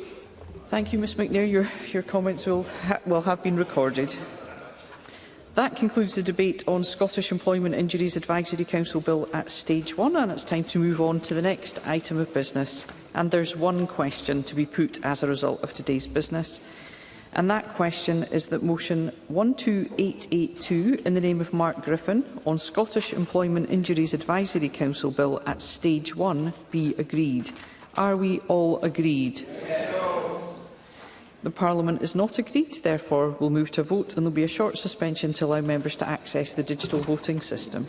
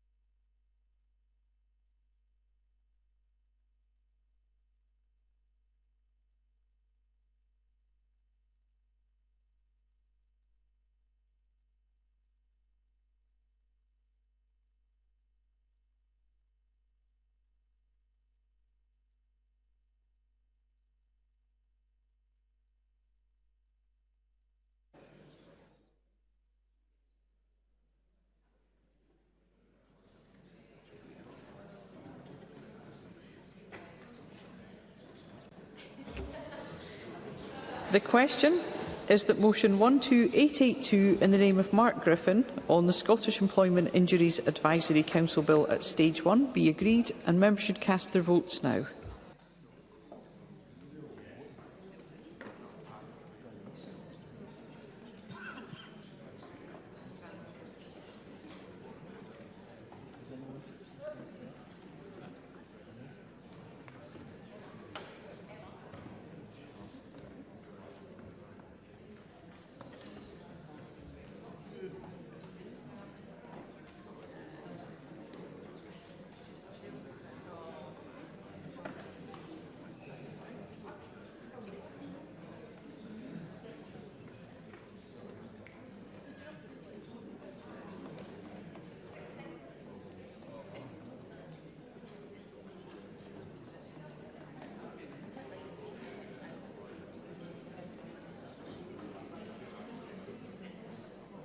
The vote is closed.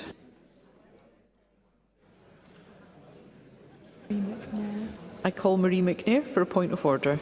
Thank you, Presiding Officer. I couldn't connect. I would have voted no. Thank you, Ms McNair. We'll ensure that's recorded.